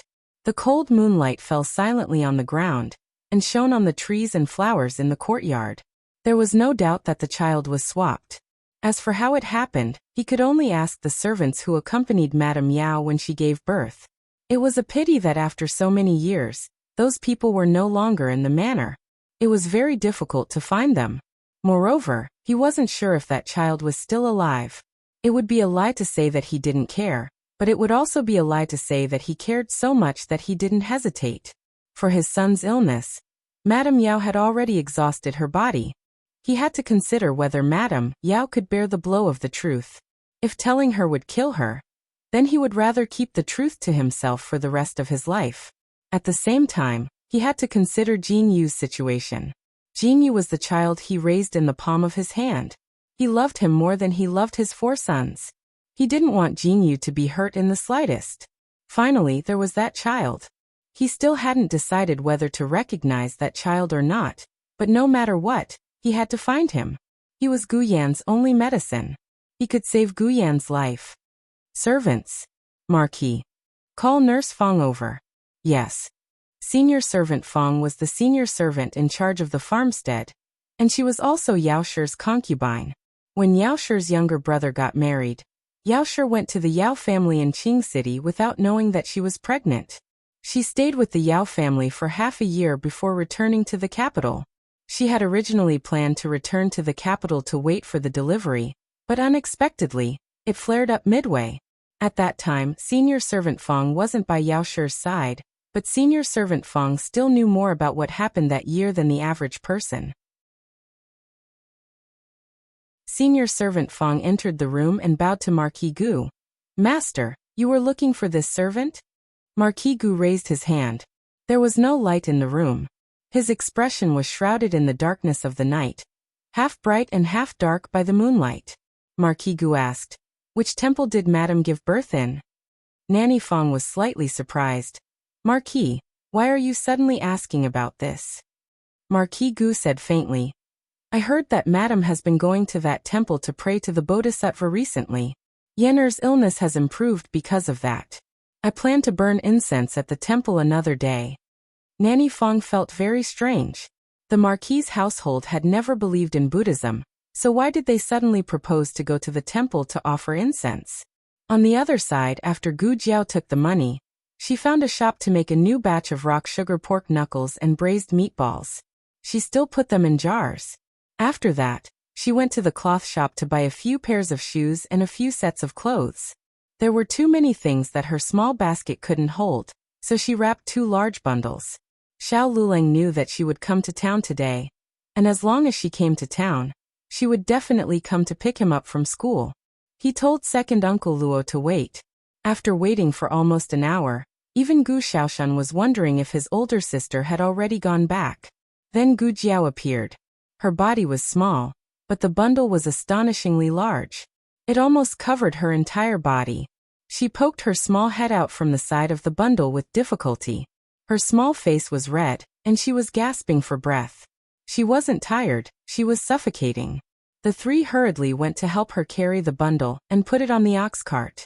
After sitting down, Gu Xiaoshan urged, "Second Uncle Luo, let's hurry back to the village. I'm starving." Second Uncle Luo smiled. "Okay." Gu Jiao wiped the sweat from her forehead. "Why haven't you left yet?" Gu Xiaoshan said. "We were waiting for you. Brother-in-law said that you would come." Gu Jiao looked at Xiao Lulang and said seriously, "You've waited for so long. Aren't you afraid that I've already gone back?" "Why did he have to wait for her?" "Really?" Xiao Lulang said lightly. "Then why did you come so late? Aren't you afraid that we've already left?" "It wasn't on the way from the cloth shop. She had to take a detour to see if he was waiting for her." "Really?" Gu Xiaoshan rubbed her stomach and muttered, "I'm suddenly full." "Why?" When they arrived home, little Jing Kong had been waiting for a long time at the door. The old lady told him to count from 1 to 100 and Jiao Jiao would come back. After counting many hundreds, the ox cart finally entered the village. He ran out of the room. "Jiao Jiao, Jiao Jiao." He liked to call Jiao Jiao, so Gu Jiao took after him. Seeing the little dumpling running towards her, she was about to remind him not to fall, but he fell. He was probably used to falling, so he didn't forget to hold his little bald head and rolled to Gu Jiao's feet, like a little winter melon. Gu Xiaoshan carried the cloth bundle, so Gu Jiao's hands were free. She pulled little Jing Kong up and patted the dust off his body. "Does it hurt?" Little Jing Kong shook his head. "No, it doesn't hurt. I'm very good at wrestling." Gu Jiao thought, wrestling is considered good, but wrestling yourself is considered bad. "Greet them." Gu Jiao pointed at Xiao Lulang and Gu Xiaoshan behind her. Little Jing Kong was a polite child, so he obediently called them brother-in-law and brother Xiaoshan. Although he didn't want to call them that. Gu Jiao held little Jing Kong's hand and went home. Little Jing Kong was jumping and jumping happily. When they arrived home, little Jing Kong went to the kitchen and brought back a few big roasted sweet potatoes. "Jiao Jiao, eat sweet potatoes. I roasted them." In fact, the sweet potatoes were brought by Xuanningsiang when she came to cook at noon. Xuanningsiang started the fire, and the sweet potatoes were also washed by Xuanningsiang. Little Jing Kong just put the washed sweet potatoes into the stove with a pair of tongs. Even after roasting them, Xuanningsiang pulled them out. But in little Jing Kong's opinion, he completed the most important step of roasting sweet potatoes, roasting. So, these were the sweet potatoes he roasted. Sister Shue's steps were called holding the sweet potatoes, washing the sweet potatoes, and pulling the sweet potatoes. Gu Jiao gave him face and tasted it. "Is it delicious? Is it delicious? Is it delicious?" Little Jing Kong tilted his head and smacked. "Yes, it's delicious. It was just a little cold." She didn't mind eating it. Xiaoshan was also fine, but Xiao Liulang's stomach was delicate, so he might have a stomachache. Gu Jiao took the roasted sweet potatoes to the kitchen to heat them up. Then she took out 2 bowls, filled them with rock sugar pork knuckle and braised lion's head, and sent them to Xuanningsiang. Xuanningsiang gave her a few boiled eggs and steamed buns in return. When Gu Jiao came back, little Jing Kong had already set up the bowls and chopsticks. The family of 5 sat down to eat. Little Jing Kong waited obediently to be fed. Gu Jiao picked up a piece of fat pork knuckle and put it into his bowl.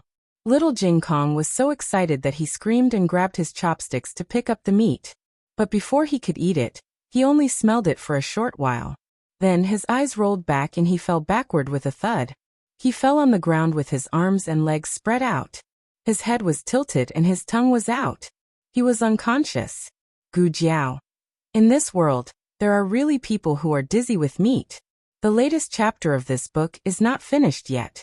For more exciting content, please scan the QR code below to download the app. The novel will be updated at a faster rate. Millions of novels will be read for free. There are all kinds of novels that you can't find online. https://www.zhhbqg com/89642_896422826/698787771. HTML Genius memorized the website's address in 1 second. www.zhhbqg.com Bikugo mobile reading website.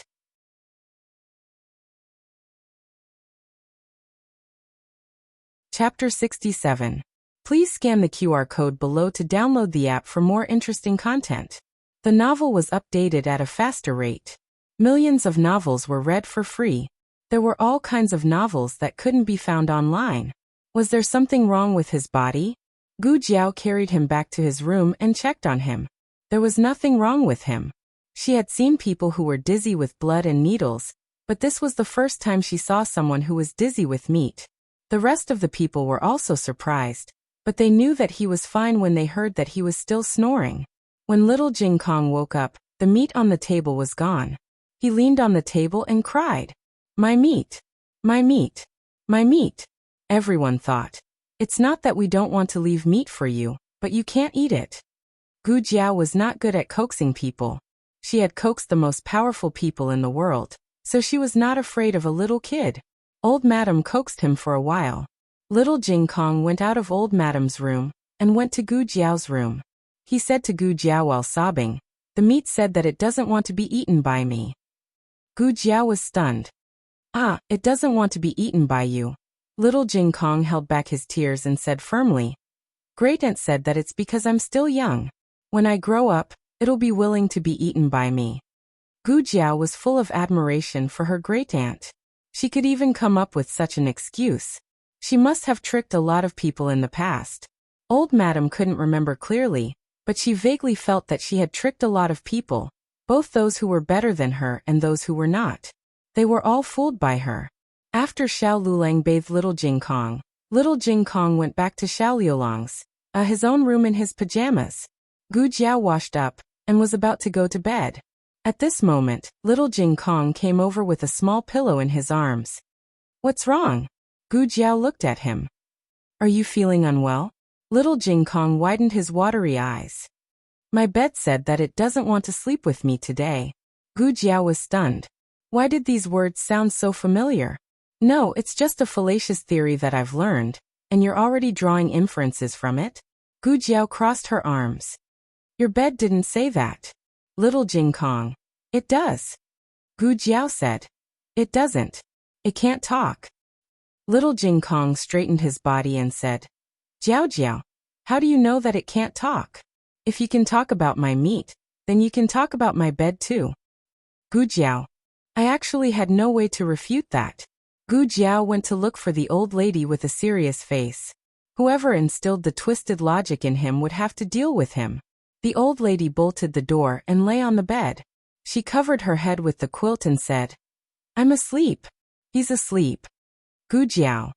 "It's not right for you to be so irresponsible. You didn't even provide after-sales service after fooling him." Gu Jiao wouldn't force little Jing Kong. She finally brought him back to her room. During this time, Xiao Lulang didn't say a single word. Little Jing Kong waved at Xiao Lulang with a victorious expression. "You can sleep in the west room tonight. Don't miss me too much." Little Jing Kong was so happy that he jumped on Gu Jiao's bed with a pillow for a long time. After he was tired, he fell asleep. However, if little Jing Kong thought that he could sleep with Gu Jiao for the whole night, he was too naive. As soon as he fell asleep, Xiao Lulang came over with his crutch and carried him back to the west room without saying a word. There was no such thing as a deep trap, only a deeper one. Your brother-in-law is still your brother-in-law. When little Jing Kong woke up and found himself lying on the bed in the west room, he was sad as expected. He felt that he had slept in vain. Of course, he didn't think that Jiao Jiao didn't want him. He could easily guess that someone had stolen him back to her room. Little Jing Kong couldn't hold it in anymore no matter how sensible he was. He raised his head, kicked his legs and wailed, "Bad brother-in-law! Bad brother-in-law! He stole a child. He stole me here in the middle of the night. He's a human trafficker." The old lady, who was eating melon seeds in the central room, trembled and spilled the seeds. "Human trafficker? Is that how you use it?" Xiao Lulang went to school and Gu Jiao went to pick mountain products. Only little Jing Kong and the old lady were left at home. The old lady tried to fool little Jing Kong again. However, this time it wasn't easy to fool him anymore. I want it to be dark. I want it to be dark. It will be dark at night. No, no. I want it to be now. It's dark now. Wah! Sensible children usually don't cry, but most people can't handle it when they cry. Little Jing Kong cried so loudly that all the villagers rushed over. They looked at him suspiciously as if the old lady was torturing the little monk at home. The old lady was having a headache. The old lady, who didn't do the after-sales service last night, finally had to shoulder everything by herself. Gu Jiao didn't know that little Jing Kong broke down and cried after he woke up. She had no experience in raising a child. She didn't have any experience in raising a child since she was young. If she was picking mushrooms at the back of the mountain, she would have heard little Jing Kong's cries. However, she went a little far today and went to the other side of the mountain to pick spring bamboo shoots. When she adopted little Jing Kong, she found that there were spring bamboo shoots in the forest near the temple. When she was selling mountain products at the market, someone used winter bamboo shoots to exchange for 2 handfuls of fungus. She used the winter bamboo shoots to make chicken soup, and Xiao Lulang drank it all. There were no more winter bamboo shoots, but the spring bamboo shoots tasted good. The path in the forest was difficult to walk on, so not many people came to dig for bamboo shoots. Gu Jiao quickly filled up the small basket. Just as she was about to go down the mountain, she heard a painful groan from the depths of the forest. Gu Jiao's first reaction was that a villager was injured. She didn't hesitate and walked into the depths of the forest. When she arrived at the scene, she was surprised to see a man falling into a 2-meter-deep trap. The trap looked familiar. It seemed that she dug it last year. She had forgotten about the trap because she didn't find any prey. She didn't expect that after so long, she didn't catch any prey, but a living person fell into the trap. What kind of living person dared to come to such a deep forest? Gu Jiao stuck her head out and looked into the deep pit. The man felt that the light above him dimmed, so he immediately raised his head. Their eyes met, and both of them were stunned. It's you. It's you? They spoke in unison. Gu Jiao. Isn't this the stinky Marquis who let his guards run amok on the streets, knocked over her things, and almost reneged on the debt? Marquis Gu. Isn't this the stinky girl who beat up his guards on the streets, extorted money from him, and even smashed his head? Marquis Gu's face immediately turned cold, and the trace of joy that rose from the bottom of his heart disappeared completely. Gu Jiao, ha ha. Gu Jiao turned around and left. She wasn't going to save this person. Digression Little Jing Kong, ha ha. The latest chapter of this book is not finished yet. For more exciting content, please scan the QR code below to download the app. Novels are updated at a faster rate. Millions of novels are free to read. Novels with content that can't be found on the internet are all available here. https://www.zhbqg.com/89642_896422826/698455515. HTML Genius memorized the website address in 1 second. www.zhbqg.com Bikuga mobile reading website.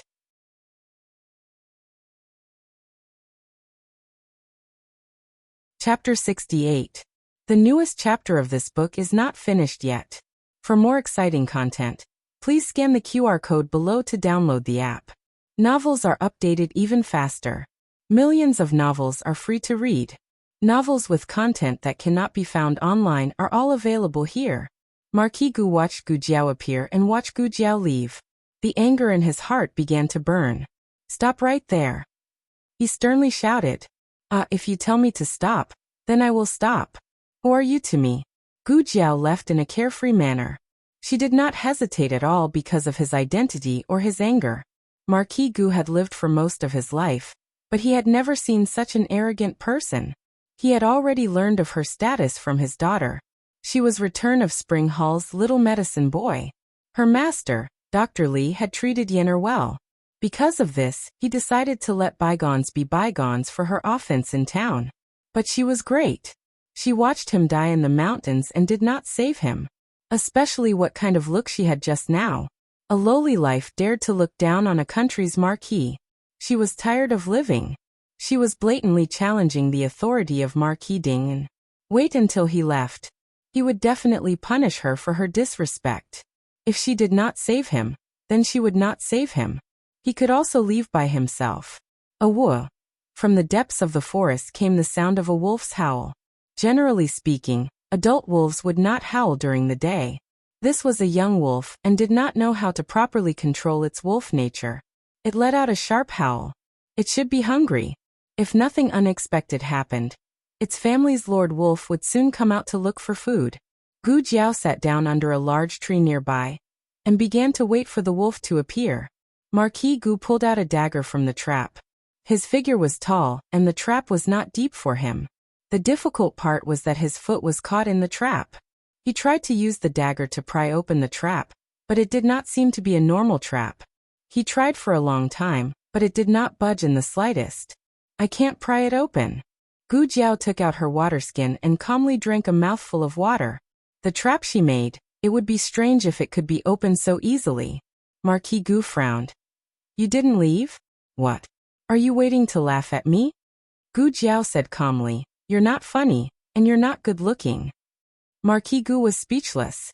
Was that what he meant? Also, what did she mean by he was not good looking? It was not that Marquis Gu was arrogant. It was just that Marquis Gu's appearance had overshadowed his talent since he was young.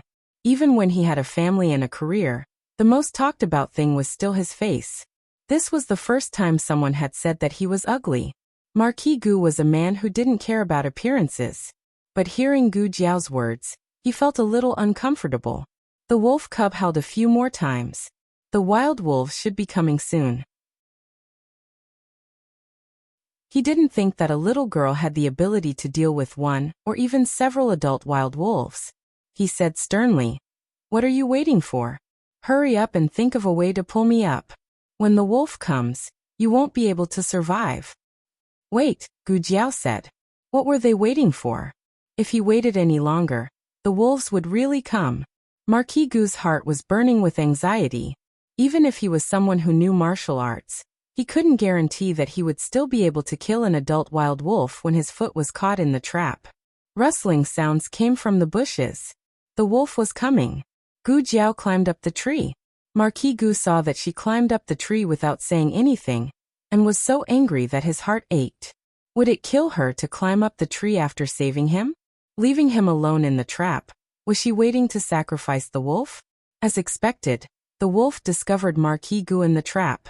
Its eyes were glowing green and it opened its bloody mouth, saliva dripping onto the ground. Marquis Gu gripped the dagger in his hand tightly. The wolf jumped into the trap with a whoosh and slapped Marquis Gu's dagger away with its paw. It then bit viciously towards Marquis Gu's neck. At the critical moment, a thin figure descended from the sky and grabbed the wolf's head. With a sickle, she slit its throat. Fresh blood splattered all over Marquis Gu's face. Marquis Gu was completely dumbfounded. At that moment, he really thought that he was going to die. When the blood spurted out, his first thought was that it was his own. It was only when the wolf was thrown to the ground by Gu Jiao that he realized that he was saved. Gu Jiao clapped her hands and bent down to use the sickle to pry open the trap. Marquis Gu looked at the calm and composed Gu Jiao, and for a moment, he thought that his eyes were playing tricks on him. Did this lass really kill a wolf? Why did she look like she had chopped up a bag of cabbage? When Gu Jiao went on a mission in her previous life, there were many scarier things than wolves. If she couldn't even kill a wolf, Qian Baihe would have died in the mission. Gu Jiao carried the wolf with one hand, and the rope hanging from the tree with the other. She walked out of the trap in a few steps. Do you want to come up? Gu Jiao threw the rope to him. Marquis Gu wouldn't admit that he was shocked by this lass. He grabbed the rope in a daze and let Gu Jiao pull him up. Gu Jiao's trap wasn't sharp. It was just a tight grip. But his other leg was sprained and swollen. He sat on the ground for a long time before he regained his senses. Just now, did you use me as bait? Gu Jiao didn't say anything. Marquis Gu gritted his teeth. Tell me, did you use me as bait? Gu Jiao looked at him frankly. In that situation, even if you didn't act as bait, you would still be caught. Moreover, it was easier for me to kill it in the trap. If we were on flat ground, you would definitely be bitten twice. Marquis Gu was so angry that his teeth chattered. So you use me as bait? You vicious wild girl. Gu Jiao said. I'm not a wild girl. I have parents. Marquis Gu sneered. Is that so? Then where is your father? Gu Jiao thought for a while and said seriously, he can't come. But you can go and find him. Marquis Gu rolled up his sleeves. Okay, tell me, where is he? It was the father's fault if the child didn't teach him well. He wanted to see what kind of bastard gave birth to such a vicious lass. Gu Jiao glanced at his feet. He's underground. Marquis Gu. Gu Jiao packed her things and prepared to go down the mountain. Marquis Gu said coldly, You're just going to leave me here without a care? Gu Jiao looked at him strangely. Who are you to me? Why should I care about you? Marquis Gu's heart hurt again. He finally realized that this lass was inexperienced and didn't know how much power a marquis had. As the saying goes, newborn calves are not afraid of tigers. Marquis Gu said seriously, Fortunately, I'm not a bloodthirsty person. Otherwise, you would be dead. Gu Jiao looked at him deeply and nodded. You're really lucky. She would definitely do a clean job of killing people who wanted to kill her. Marquis Gu. Why do I feel a chill on the back of my neck? Do you know how to get to the temple nearby? Marquis Gu asked. I do. Gu Jiao said. Lead the way.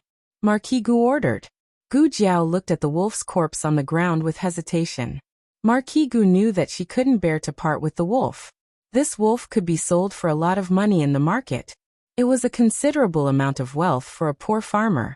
He said impatiently, I'll buy it. Gu Jiao didn't refuse. 20 taels. Marquis Gu casually handed her a 20 taels banknote. Can we go now? Gu Jiao kept the banknote and looked at the wolf's corpse again. What do you plan to do with it?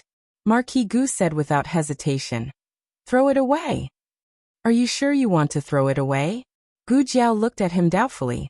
Marquis Gu said disdainfully. It's just a wolf. Can't I afford to throw it away? Hurry up and lead the way. Oh. Gu Jiao bent down and easily picked up the wolf and put it on her shoulder. You've already thrown it away. I picked it up. You're not allowed to ask me for it. Marquis Gu.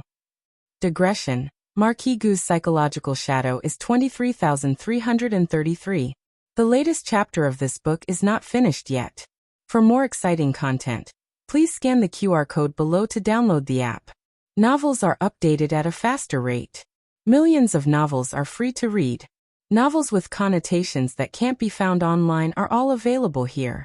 https://www.zhhbqg.com/89642_8964286/698055585. HTML Genius memorized this website's address in a second. www.zhhbqg.com Bikuj mobile reading website.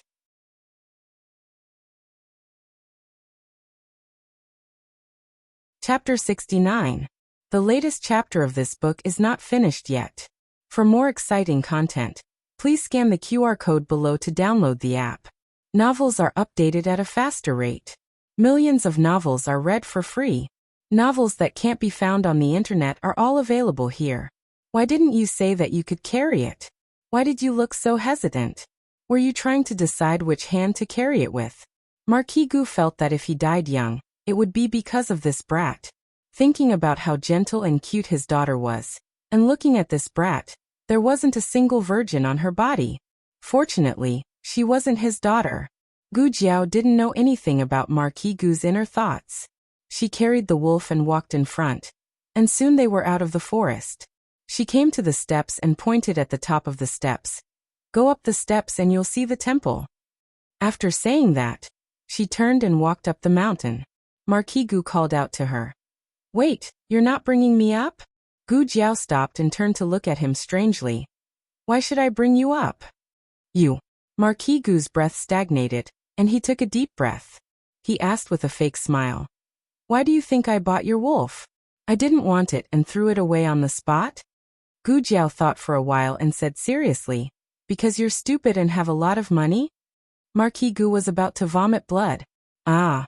What kind of infuriating brat is this? Originally, he thought that Gu Yan was quite infuriating, but after seeing this brat, he started to think that his youngest son was exceptionally cute. In the end, Marquis Gu couldn't force Gu Jiao to lead the way for him. In fact, when he saw the steps, he already knew how to go up the mountain. It was just that he didn't want to lose face and wanted to order this brat around. But this brat didn't listen to him. Marquis Gu was angry, but he couldn't really lay his hands on this brat, especially when he might not be able to beat her. Don't let me see you again, or I'll settle all the old and new debts with you. Gu Jiao didn't even bother with him. She turned around and leisurely went down the mountain. Marquis Gu clutched his chest that was about to explode. After calming himself down, he limped up the mountain. He went straight to the abbot and revealed his identity.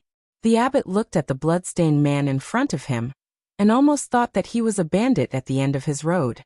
He was about to call for his disciples to form the 18 Arhats formation to exterminate the bandit. So it was the Marquis of Dingen. This old monk has not gone out to meet you, the abbot said in embarrassment. The Marchioness was a frequent visitor to the temple, but this was the first time Marquis Gu had come, so the abbot did not recognize him. Marquis Gu said unhurriedly, "You don't have to be so courteous, abbot. I'm here today, because I have something I want to ask abbot." The abbot looked behind him. Did the Marquis come alone? Marquis Gu replied, "That's right. If he hadn't come alone, how could he have gotten lost? In fact, it was also his fault for not wanting to dismount. When he reached the foot of the mountain, he inquired about the way up. But because he was riding a horse, it was not convenient for him to walk on the steps, so he planned to go through the forest. Unexpectedly, he encountered a trap. Not only was he trapped, his horse also ran away. In the end, he had to obediently walk up the mountain. The abbot realized the importance of this matter, and had his disciples guard the door, not allowing anyone to approach. "The Marquis can speak now," Marquis Gu bluntly said. "My wife gave birth in the temple." This Marquis wants to ask, were there any other women who gave birth in the temple that night? An ominous premonition rose in the abbot's heart. Why does the Marquis ask this? Marquis Gu calmly said, "Abbot does not need to know why this Marquis asked this. You only need to answer this Marquis yes or no." The abbot muttered to himself for a moment, and squeezed the prayer beads in his hand. "Yes." Marquis Gu's heart tightened. Does abbot know where the child is now? The abbot shook his head. "I don't know. That benefactor only came once and did not leave her name. She left the mountain 2 days after giving birth. It was a daughter." Marquis Gu was not surprised that it was a daughter. After all, if it wasn't, it would be impossible to carry the wrong child. Thinking of something, he asked again, "Did that woman look like she came from a wealthy family?" The abbot shook his head again. No, there were patches on her clothes.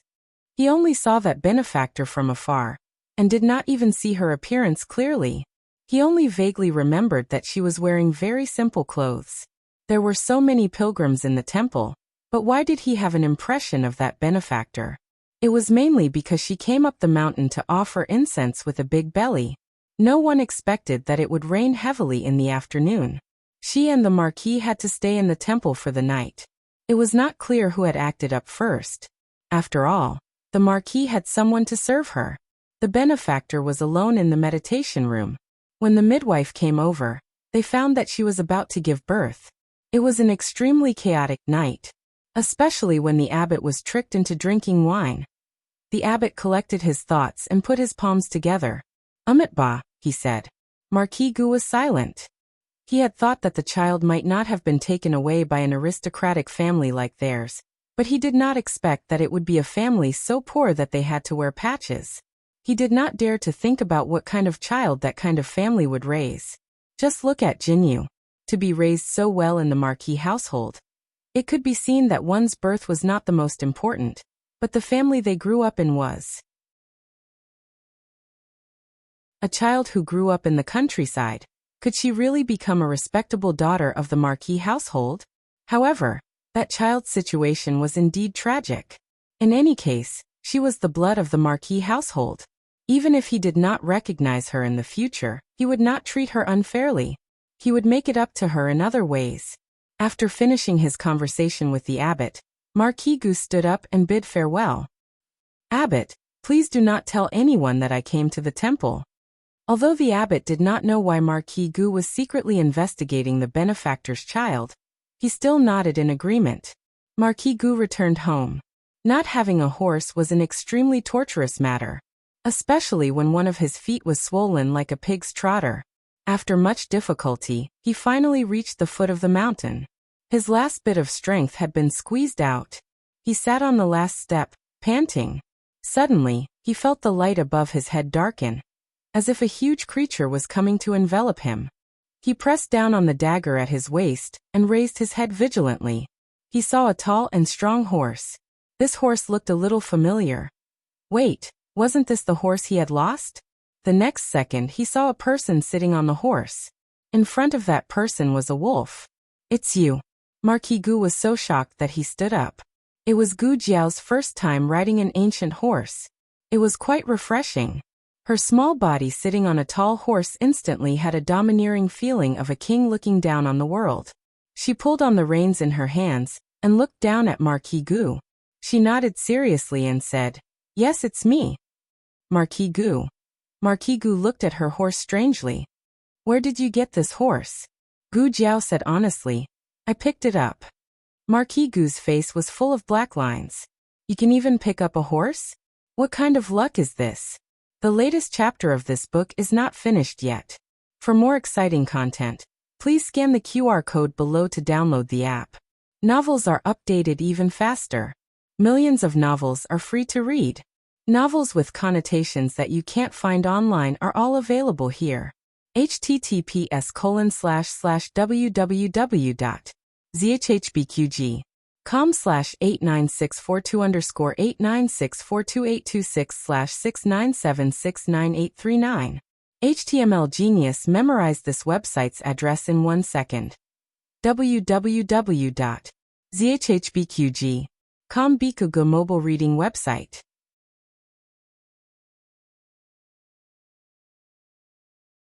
Chapter 70.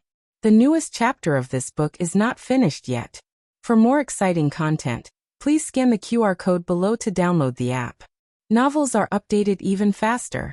Millions of novels are free to read. Novels that can't be found online are all available here. "This is my horse," Marquis Gu said seriously. Gu Jiao looked at him suspiciously, as if trying to determine if his words were true or false. Marquis Gu's heart trembled under her gaze, and he suddenly remembered the wolf. He hurriedly said, "I didn't throw it away, I accidentally lost it." Although lost things can be picked up, if the owner asks for it, it must be returned. Otherwise, it would be considered a crime of embezzlement. Madame Zhou and Madame Liu, who had picked up little Master Qin's money and refused to return it, had suffered this loss. As a result, they had been beaten in the yamen and fined a large amount of money. Of course, Marquis Gu didn't know about the Gu family's mistake, but he felt that he should be able to scare a little girl. "If you don't return it to me, you will be beaten by the county magistrate." No matter how powerful she was still a country girl. What were country people most afraid of? Of course it was the officials. Although he was a marquis, he didn't say what marquis he was. She didn't know and wasn't afraid. But the county magistrate was different. He was a true local snake. No country person wasn't afraid of him. When Gu Jiao heard his words, she didn't immediately refute him. Marquis Gu felt that there was a chance. In the next second he heard her ask him, "How can you prove that this is your horse?" Marquis Gu was stunned. Yes, how could he prove it? In order to keep a low profile, he didn't ride his own Fergana horse. Instead, he chose a guard's horse. He even deliberately erased the Marquis Fu's insignia on the saddle. Horseshoe. This is what the army's war horses are made with. It's completely different from the horseshoes on the market. Marquis Gu finally thought of a piece of evidence. Unexpectedly, Gu Jiao said, "I haven't seen other horseshoes. How do I know if it's just your side of the story?" Marquis Gu choked. This was a scholar meeting a soldier. He couldn't explain himself. Gu Jiao said impartially, "How about this? You go to the yamen and report the case. If the county magistrate says the horse is yours, then I'll return it to you." How many heads does the magistrate have? Does he dare to not award the horse to him? But the problem was he was the dignified Marquis of Jiaodu. How could he run to a small county yamen to report the loss of a horse? What was going on? Did he, the Marquis of Dingen, lack a horse? How poor was he? Was she so poor that she didn't even have anything to eat? Or was she so poor that she had to beg on the streets? How could she compete with a country bumpkin for a horse that she had picked up on the way? Especially since it was an ordinary horse that wasn't very expensive. Did he not care about his reputation? Gu Jiao glanced at him and pondered for a moment before saying, "If you really want it, I can sell it to you. Alas, it wasn't easy for me to pick it up." "What's so difficult about you? Didn't it carry you all the way here? You don't even have the strength to walk." He wouldn't have to carry the wolf himself. Marquis Gu was infuriated by Gu Jiao. However, he really couldn't walk anymore. He would only be able to hire a carriage when he reached the town. From here to the town was at least 20 to 30 li. He was afraid that he wouldn't be able to walk even if his legs were broken. 50 taels. Gu Jiao said. Marquis Gu's hair stood on end.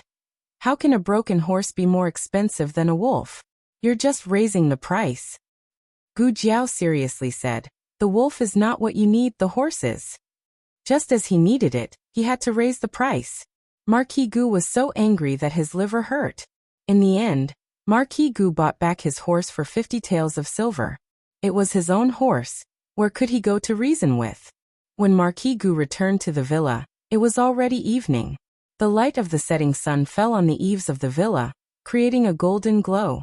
Marquis Gu handed the horse over to the palace's guards and strode towards the inner courtyard where the family of four lived. He had just reached the entrance when he heard a loud commotion coming from inside. He frowned and stepped over the threshold. He saw that almost all the servants in the courtyard had come. They were hiding behind trees and bushes, not daring to move or walk.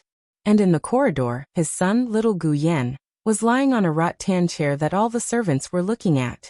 Beside Gu Yan stood Gu Jinyu, who was so angry that her face was pale. Gu Jinyu was hugging a little white rabbit in her arms. "Why don't you allow me to raise a rabbit?" Gu Jinyu asked unhappily. Gu Yan lazily snorted. "I just don't allow you to raise one." Gu Jinyu angrily said, "If you have the ability, give me a reason."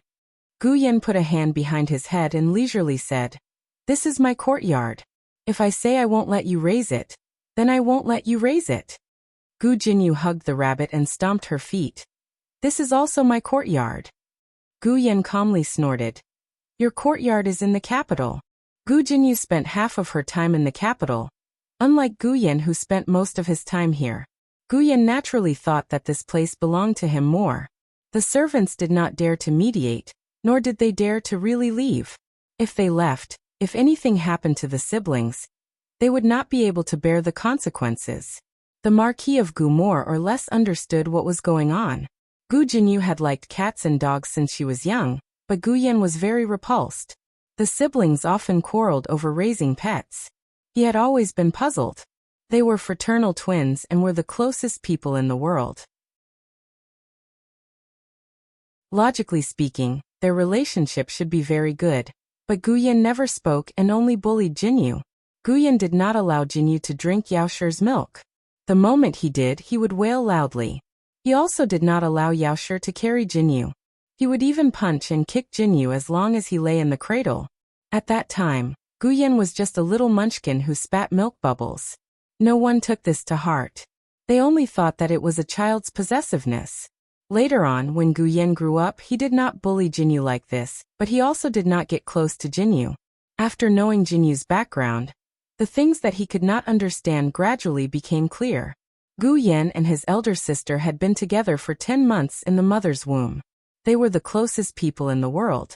So after Gu Yan was born, he could clearly sense that the baby girl lying beside him was not his elder sister. He wanted his elder sister. Only his elder sister could make him as stable as he was in the mother's womb, but there was a completely unfamiliar baby girl lying beside him. It was no wonder that he always cried so loudly. He wanted his elder sister. Unfortunately, no one understood him. Until he grew up, he did not even remember. But his rejection of Gu Jinyu remained in his bones. The Marquis of Gu felt that this guess was ridiculous, but other than this he really could not think of a better explanation. The siblings continued to quarrel. Gu Jinyu said aggrievedly, "The little bunny is not noisy or fussy. Why won't you even let me raise this? Can't you be reasonable?" Gu Yan looked up at the sky. "You're being unreasonable." Gu Jinyu bit her lip. "Why should I?" Gu Yan arrogantly raised his brows. "Because I like it." "You." Gu Jinyu's face turned red with anger. The latest chapter of this book is not finished yet. For more exciting content, please scan the QR code below to download the app. Novels are updated at a faster rate. Millions of novels are free to read. Novels with connotations that cannot be found online are all available here. https://www.zhhbqg.com/89642_826/697373026. HTML Genius memorized this website's address in a second.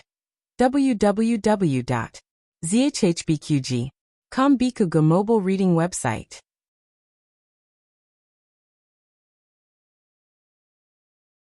Chapter 71. The latest chapter of this book is not finished yet. For more exciting content, please scan the QR code below to download the app. Novels are updated faster and more fully. Millions of novels are free to read. There are all kinds of novels that can't be found online. In the end, Gu Jinyu did not win against Gu Yan. Although she was the only daughter in the family, Gu Yan was the youngest and Gu Yan was indeed not in good health. Seeing Gu Jinyu reluctantly letting someone carry the little rabbit away, and Gu Yan proudly raising his eyebrows, Marquis Gu had mixed feelings. Gu Yan was unsociable since he was young. He did not get close to anyone, including Madame Yao. He rejected anyone who was good to Gu Jinyu, but almost no one in the residence was bad to Gu Jinyu. If he did not know the truth, he would have thought that it was all his son's fault. He would not have thought that the most important person in his son's life was missing. His son was the one who was hurt the most. However, even if he thought that it was his son's fault, he had never been harsh on him. He would only make up for Jinyu's grievances. Jinyu's grievances could be made up, but what about his son? If they couldn't give their son something, would that child be able to give it to him? After Gu Jiao went down the mountain, she was not in a hurry to go home. Instead, she carried the wolf to the market and sold it for 18 taels of silver. After that, Gu Jiao went to the academy to fetch Xiao Lulang and Gu Xiaoshan from school. The three of them went back to the village together.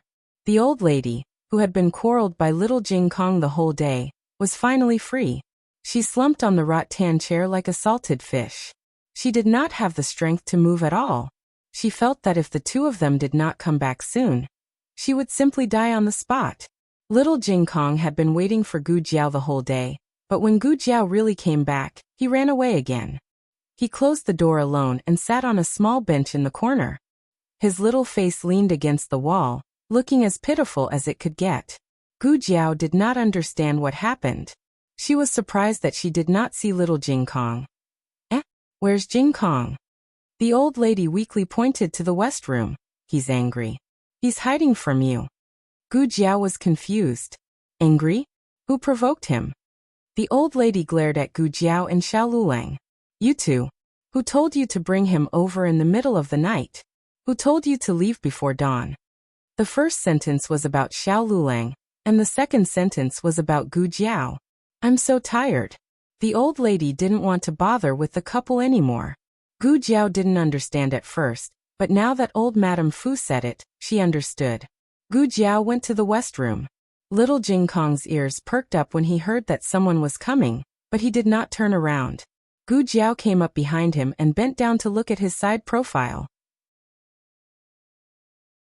Are you angry with me? Little Jing Kong turned around on the stool and continued to have his back facing Gu Jiao. Gu Jiao said softly, I didn't do it on purpose.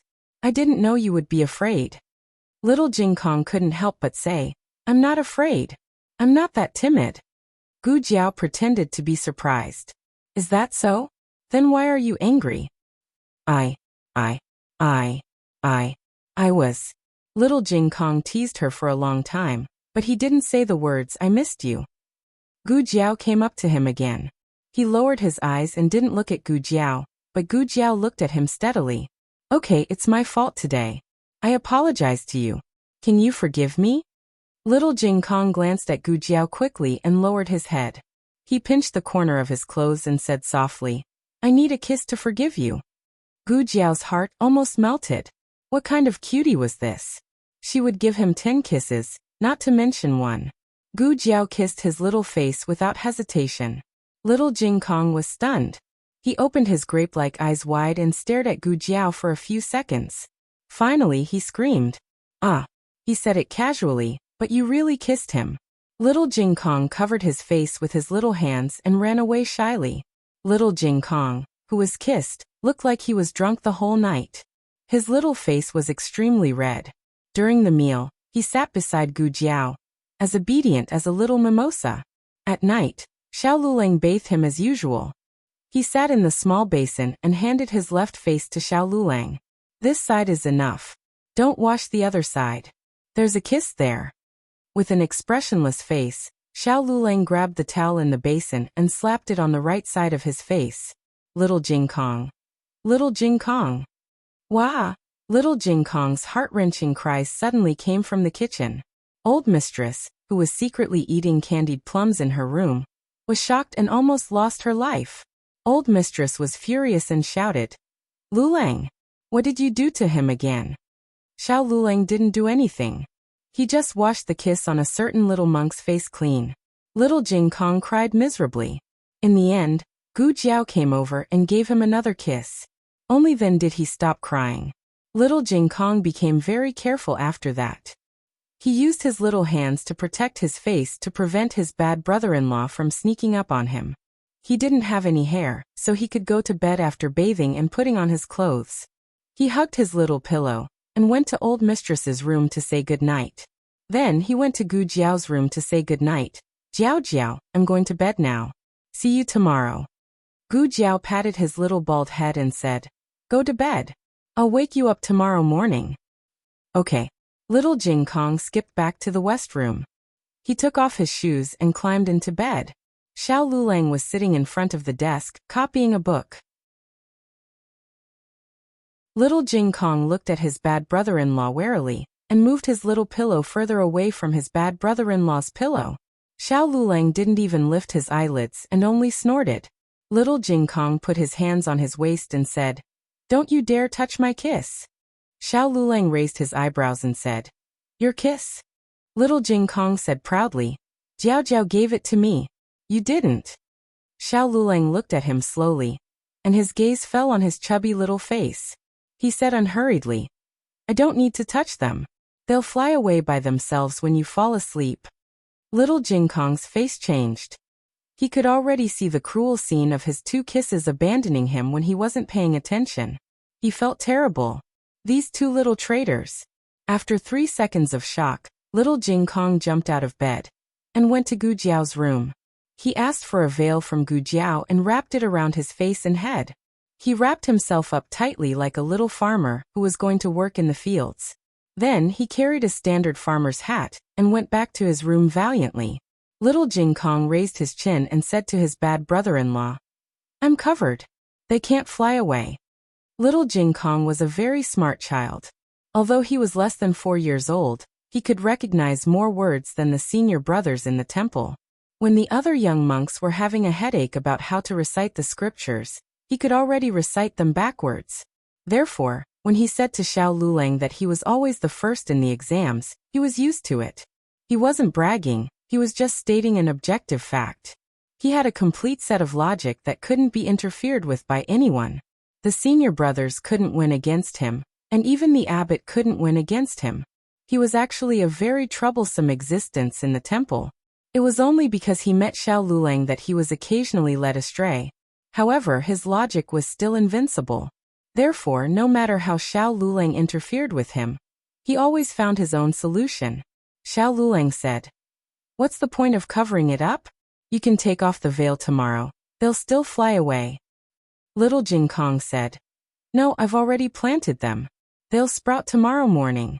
They can't leave me in the future. Digression. Many years later, The heavenly general remembered his dark history when he was a child. Ah, so shameful. The latest chapter of this book is not finished yet.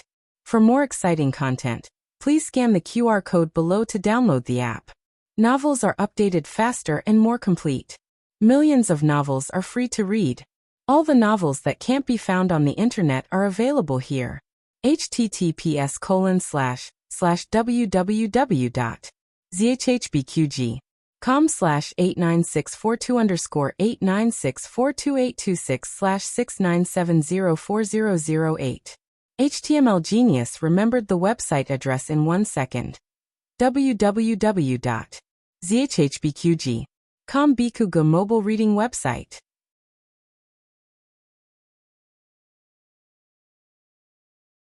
Chapter 72. The latest chapter of this book is not finished yet. For more exciting content, please scan the QR code below to download the app. The novel will be updated at a faster rate. Millions of novels will be read for free. You can find all the novels that you can't find on the internet. Xiao Lulang was speechless. Xiao Lulang had never raised a child before, so he didn't know if other people's children were as weird as his. Xue Ningxiang's child was definitely not like that. That little bean only knew how to eat. Unlike the little monk Gu Jiao brought back. His brain was filled with weird things. Little Jing Kong, who was waiting for his kiss to germinate, fell asleep while hugging his quilt. Under Gu Jiao's care and repair, the west room was no longer damp. The mattress was dried a few days ago, so it was soft and warm. Little Jing Kong slept very comfortably, and his little face seemed to be filled with a happy smile. Xiao Lulang glanced at little Jing Kong, but he didn't take it to heart. He continued to copy the book. After Xiao Lulang copied a line of words, he frowned slightly, put down the pen, and picked up a book to read. Soon he found that he couldn't concentrate on the book, so he frowned deeply. After a while, he turned his head and his eyes fell on the little monk who was sleeping soundly. He stood up and walked to the bed. He bent down slightly, stretched out his slender fingers, and gently untied little Jing Kong's head veil. Little Jing Kong was so asleep that he didn't wake up at all. He didn't know that his bad brother-in-law was playing tricks on him again. Xiao Lulang looked at his bright red cheeks and naughtily extended his demonic claws, plucking his face with a swoosh. After Gu Jiao finished her work, she went to the west room to ask Xiao Lulang to do rehabilitation. The door was open, so she walked in openly. In the end, she saw Xiao Lulang lying on the bed. His jade-like delicate hands were scratching little Jing Kong's face, as if he was pulling some invisible grass. He was quite serious, even more serious than when he was studying. Gu Jiao was confused. "What are you doing?" Was he possessed? He looked like an old-fashioned scholar, but was he so childish when playing with children? The next day, Gu Jiao woke up little Jing Kong. The first thing little Jing Kong did when he woke up was to touch his veil. Seeing that the veil was still wrapped around his head, he was secretly relieved. After one night, Yaya would have definitely grown out. In the future, Jiao Jiao's kisses would always be on his face. Gu Jiao couldn't bear to tell him that his little seeds and sprouts had already been killed by his brother-in-law last night. After breakfast, Gu Jiao sent Xiao Lulang to the entrance of the village. In the past, she used to send him by herself. Now that she had little Jing Kong, the mother and daughter, no, the two sisters sent him together. A family of 3, strangely neat.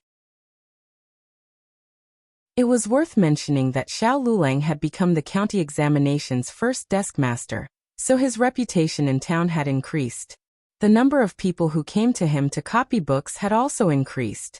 However, in order to let him prepare for the examination with peace of mind, Gu Jiao didn't allow him to accept any more books to supplement the family income. Xiao Lulang finished copying the books that he promised and received 10 taels of silver. It was less than half of the amount he used to copy books, but the money was several times more. He gave all the money he earned to Gu Jiao and didn't accept any more tasks to copy books. The day of the prefectural examination was approaching, and the examinees started to make preparations. The current dynasty's county and prefectural examinations were held earlier than the previous dynasties. At the end of February, the examinees had to leave for the examination hall in the prefectural city to take part in the prefectural examination. It took a few days to travel from town to the prefectural city by horse carriage. Although Xiao Lulang was rehabilitating every day, he still couldn't throw away his crutches. Therefore, Gu Jiao was worried that he would go out alone. Gu Jiao wanted to go to the prefectural city with him, but she had to take care of the elderly and children at home, so she couldn't leave. Fortunately, Feng Lin had applied for leave from the academy and accompanied Xiao Lulang to the prefectural city. Before they left, Gu Jiao packed a bag for Xiao Lulang. Other than clothes and money, she also packed a few bottles of emergency medicine from the small medicine box. This was to prevent him from getting carsick from the long journey, and to prevent him from getting acclimatized to the environment and having diarrhea. The horse carriage to town was prepared by the headmaster. Gu Jiao didn't refuse. Although she didn't lack money to hire a horse carriage, how could a hired horse carriage be better than the headmaster's horse carriage? The coachman was also from the academy, so he was very familiar with the prefectural city. Before dawn, the coachman drove the horse carriage to the village. Feng Lin was waiting in town. Gu Jiao took the bag onto the horse carriage and gave the coachman a purse. "Thank you for your hard work." No. The coachman was ordered by the headmaster to send Xiao Lulang to the prefectural test. He had never seen the headmaster care so much about any student, so he naturally didn't dare to accept Gu Jiao's bribe in private. Moreover, the headmaster was an honest person. If the headmaster knew that he had accepted bribes, he would definitely be expelled from the academy. Gu Jiao said, "Take it. The red packet for the headmaster is bigger than the one for you." The coachman was speechless. In the toilet, little Jing Kong and Xiao Lulang started a conversation between men. Little Jing Kong looked serious. "Do you want to talk?" "Talk about what?" Xiao Lulang said calmly. Little Jing Kong glanced at him and said, "You don't have to pee behind my back." "I won't peep." Xiao Lulang said expressionlessly. "Get to the point." Little Jing Kong said seriously, "I heard that you and Jiao Jiao have been married for so long, but you haven't traveled far." Xiao Lulang raised his eyebrows and said, "So?" Little Jing Kong looked straight ahead. "My family is a little worried about you." The corner of Xiao Liulang's lips twitched indifferently. Heh.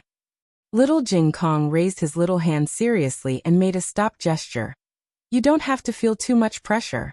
It's okay if you don't do well in the exam. Anyway, when I grow up, I will do very well in the exam. My family doesn't need to rely on you. I can support it." After that, he got up from the toilet bowl with a strong aura, pulled up his underwear, and went out with a domineering look. Xiao Lulang, who was despised by him even when he was peeing, was speechless. What kind of arrogant little monk was this? The latest chapter of this book is not finished yet. For more exciting content, please scan the QR code below to download the app. Novels are updated faster and more complete. Millions of novels are free to read. There are all kinds of novels that can't be found on the internet here. https://www.zhbqg.com/89642_8964286/116131695. HTML Genius remembered the website address in 1 second. www.zhbqg.com Bikuj mobile reading website.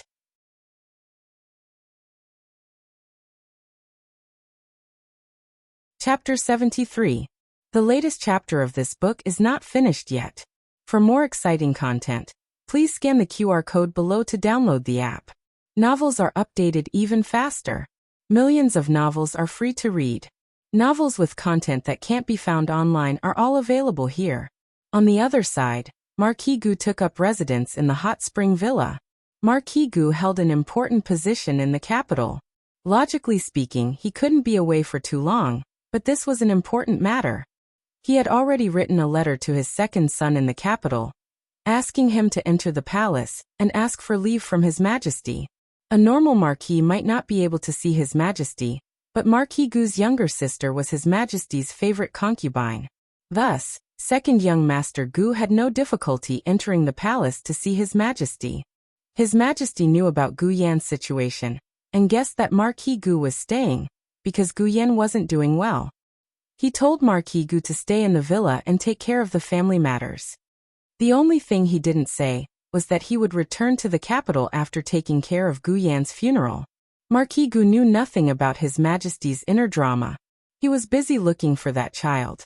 Marquis Gu first looked for the midwife who had delivered Madame Yao's child. The midwife was invited from a nearby village. The search area wasn't wide, so there was quickly news. Unfortunately, the midwife had passed away a few years ago. Her family only knew that she had indeed gone to the temple to deliver a child, and had received a large reward. Her family didn't know anything else. Marquis Gu treated a dead horse as a living horse. He started from the nearby village, and really did find some clues. There were 5 children born in the temple. One was 18, one was 19, and one was only 7 years old. The ages of these 3 didn't match. The remaining 2 were of the right age. They were both villagers at the foot of the mountain. One was in Apricot Flower Village, and the other was in Qingchuan Village. Marquis Gu's trusted guard went to Apricot Flower Village first, but found that the child was a boy and the month of birth was wrong. The twins were born in the 10th month, and the boy was born in the 8th month. Thus, only the child in Qingchuan Village was left. If this was also wrong, they would have to search outside Qingchuan Village. That way, the search area would be wider. Marquis. The guard in charge of this investigation was called Huang Zhong. He was Marquis Gu's trusted aide. He said, Marquis, Qingchuan Village isn't the village at the foot of the mountain. It's on the other side of the mountain. The possibility wasn't very high. That was what Marquis Gu thought as well, which was why he placed Qingchuan Village as the last place to be investigated. Marquis Gu didn't have much hope in his heart. He said to Huang Zhong, "Go and take a look first. Come back if it's not him. Don't let anyone know. If it's him, I'll wait for you at the tea house in town." Yes. After receiving the order, Huang Zhong immediately took a carriage to Clear Spring Village. Huang Zhong was in his early 40s. He was burly and had a gentle face.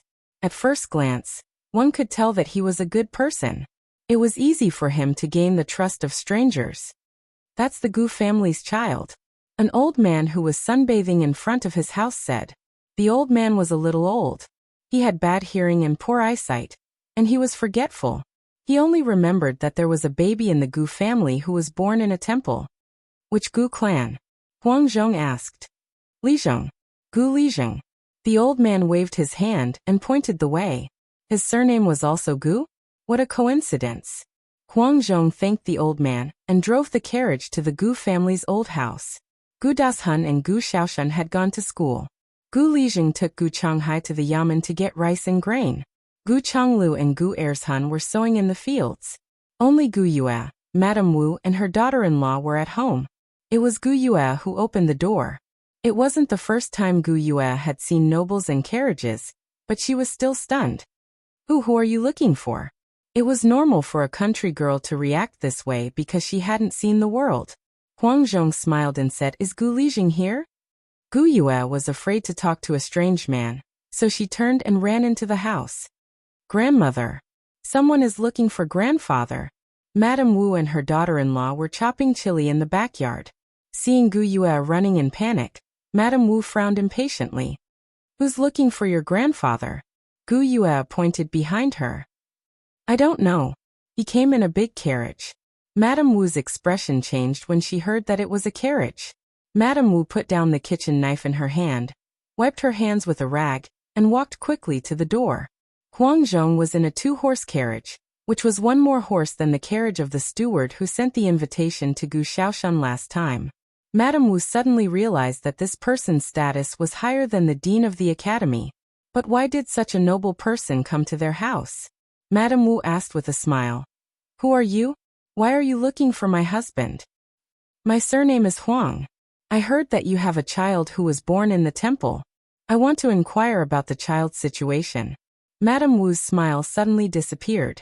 He was looking for that little jinx. As long as he was involved with that little jinx, nothing good would come out of it. Madame Wu was about to close the door with a dark face, but Madame Lu's eyes flashed and she came over. She said with a smile, "Then you can't ask for nothing." Huang Zhong understood, but his smile didn't change. He took out a silver ingot from his arms. The eyes of Madame Wu and her daughter-in-law instantly popped out. Madame Lu reached out to take it, but Madame Wu grabbed the silver ingot first. Madame Lu secretly gritted her teeth.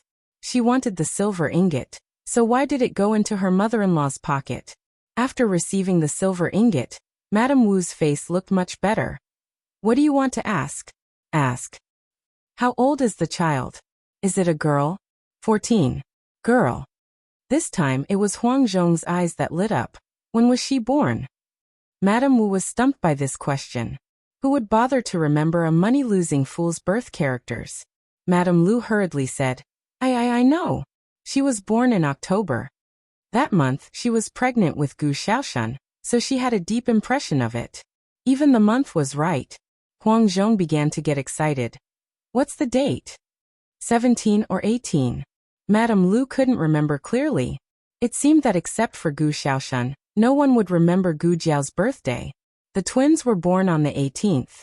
These clues could be said to be very close. Huang Zhong suppressed his excitement and continued to ask, which temple was it born in? Madame Lu pointed and said, the temple on the other side of the mountain. Which temple is there? At this time, Gu Chonglu came out with a hoe. Madame Lu waved at him. Ershuan's father, was Jianyang born on the 18th or the 17th? 18? What's wrong? Gu Chonglu said while looking at the man and the carriage in front of the door strangely. Huang Zhong was so excited that he couldn't be more excited. Everything was right, so it should be right. He didn't expect that the child he didn't have any hope for was the child they were looking for. Gu Chonglu came to Madame Wu and Madame Lu's side.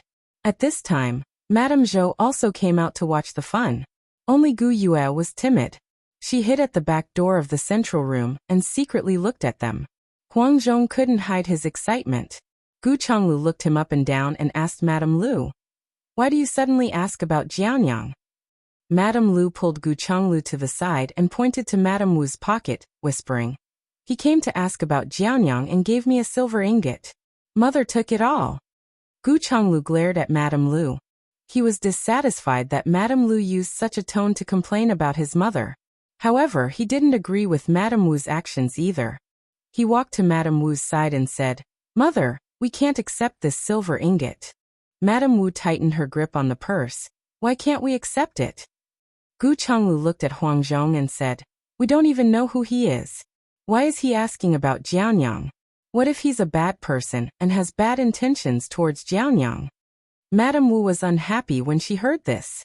What did that little jinx's life have to do with her? It's better for him to die so that the whole family won't be disturbed. The latest chapter of this book is not finished yet. For more exciting content, please scan the QR code below to download the app.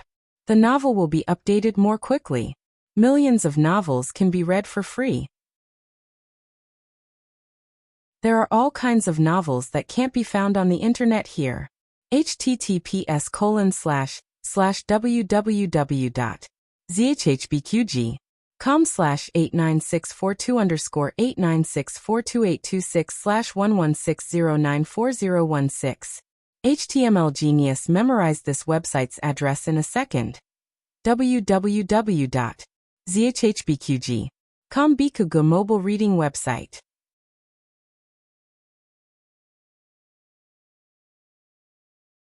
Chapter 74. The latest chapter of this book is not finished yet. For more exciting content, please scan the QR code below to download the app. Novels are updated faster. Millions of novels are free to read. There are all kinds of novels that can't be found online. Huang Zhong said, don't worry, I'm not a bad person. This may be a bit abrupt, but I wonder if I can see Jianyang? No. Gu Chonglu rejected without hesitation. If the other party didn't even let him see her, how could he bring her to town and let the Marquis see her? He couldn't knock out the whole family and kidnap the child, right? Besides, he didn't even know who the child was. Huang Zhong felt that it was very likely that the other party was his young miss. Since that was the case, he couldn't offend the family of the young miss's adoptive parents. He softened his tone and said, may I ask where the child's parents are? I have something to say to them. Madame Wu said, her parents passed away. I'm her grandmother. I raised her. Tell me what you have to say. She didn't have parents when she was young? Huang Zhong's mood suddenly became complicated. He thought for a moment and asked, "Can we talk inside?" Madame Wu led Huang Zhong into the house. Huang Zhong asked about the details of the birth, especially why Madame Su went up the mountain with a big belly. It turned out that Madame Su wasn't from the village. She had married far away and her family had sent a letter saying that her father was dying and asked her to find a way to go home. Madame Su was pregnant, and her in-laws naturally didn't allow her to go far away. She had no choice but to go to the temple to beg the Bodhisattva. She went without telling her in-laws, saying that she was going to pick some wild vegetables, and that she would be back before dark. Who would have thought that there would be a sudden thunderstorm, and she would be trapped in the temple and slip? The Marquis's premature birth was caused by twins, but hers was an accident. At first, the Gu family didn't know that she went to the temple. When she didn't come back in the heavy rain, Gu Sanling wanted to find his wife but was stopped by his two brothers. Going into the forest in a thunderstorm was suicidal. Madame Su came back 2 days later. When she came back, the child had already been born. It was a girl with a red spot on her face. She was so ugly that she didn't look like Gu Sanling's biological daughter.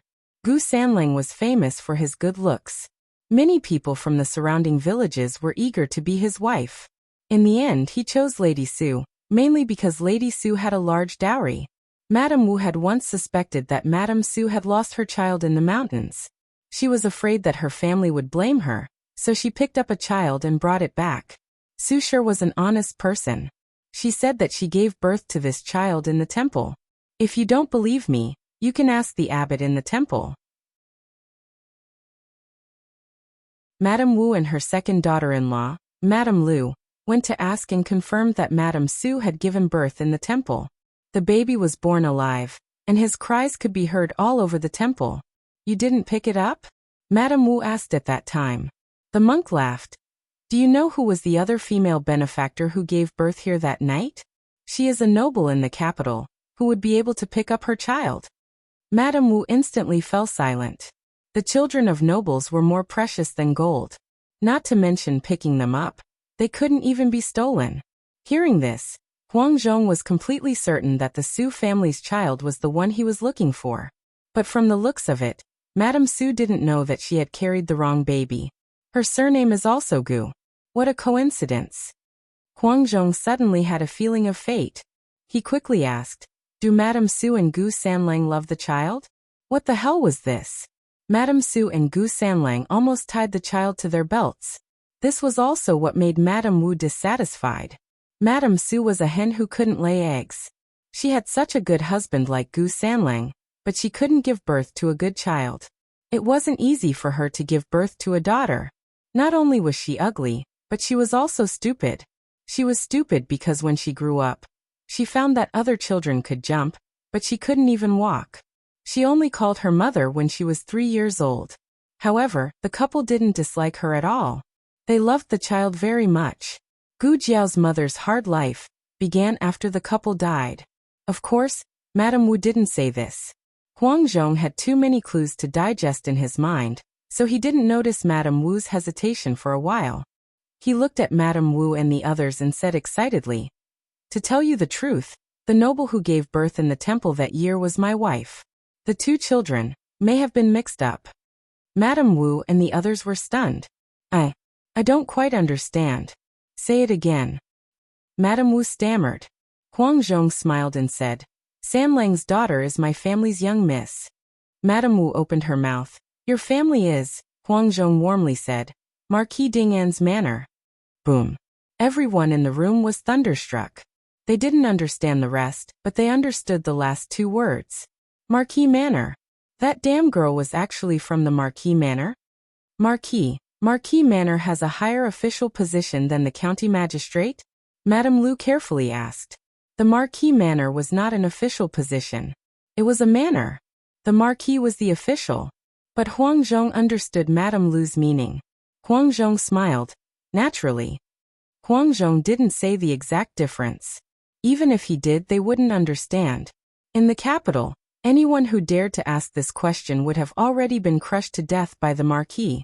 comparing him to a dog's marquis. Who were they looking down on? Huang Zhong was rather polite to the Gu family. After all, the Gu family had raised their young miss. He amiably said, "My family's marquis is in town. Can I bring that child to see my family's marquis?" These people were completely scared silly. They couldn't even speak. First, they were shocked. They didn't think that the girl's background would be so frightening. Second, they were frightened. They had bullied the girl many times over the years. If the marquis knew that they were so harsh to his own daughter, would he send them all to the yamen to eat prison food? Just as the people in the room were in a daze, Gu Zhonghai arrived home. He first noticed the carriage outside the door.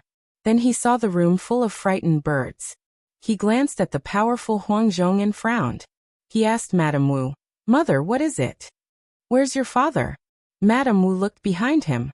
Gu Zhonghai said, "Father went to granduncle's place. He told me to come back first." That Madame Wu didn't know how to tell her son. Huang Zhong smiled understandingly and said, "Well, I'll send someone to inform the marquis first. You can discuss how to tell her. If it's not convenient for you to say it, I'll do it." Such a big thing had happened. It was reasonable to give people time to digest it. But it couldn't be delayed for too long. He had to see the child today anyway. After Huang Zhong went out, the three women trembled and told Gu Jiao's background. Although Gu Zhonghai was a man, his reaction was no better than the three women's. His whole face turned pale and his legs were weak. If they treated Gu Jiao well, he would be happy to hear the news. But the point was, they didn't treat Gu Jiao as a person at all. They didn't let her eat or drink well. She did all the heavy and dirty work, such as cutting pigweed, feeding pigs, picking up pig dung. But she was stupid and couldn't do it well. So they gradually stopped asking her to do it. But they often beat and scolded her. Moreover, when she was less than 14 years old, they forced her to marry a cripple and drove them out to live alone. If the marquis knew about this, would they still have a chance to live? The latest chapter of this book is not finished yet. For more exciting content, please scan the QR code below to download the app. The novel is more complete and updated faster. Millions of novels are free to read. You can find all the novels that you can't find on the internet here. https://www.zhbqg.com/89642_896428226/116059784. HTML Genius remembered the website address in a second. www.zhbqg.com Bikuj mobile reading website.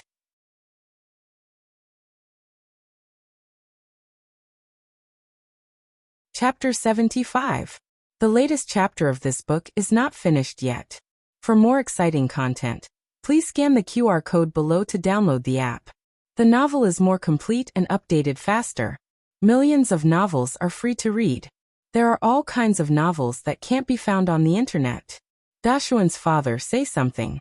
What should we do? Mrs. Zhou was as anxious as an ant on a hot pot. She asked who in the Gu family treated Gu Jiao the worst. It was either Mrs. Wu or her. Of course, Mrs. Lu was not a good person.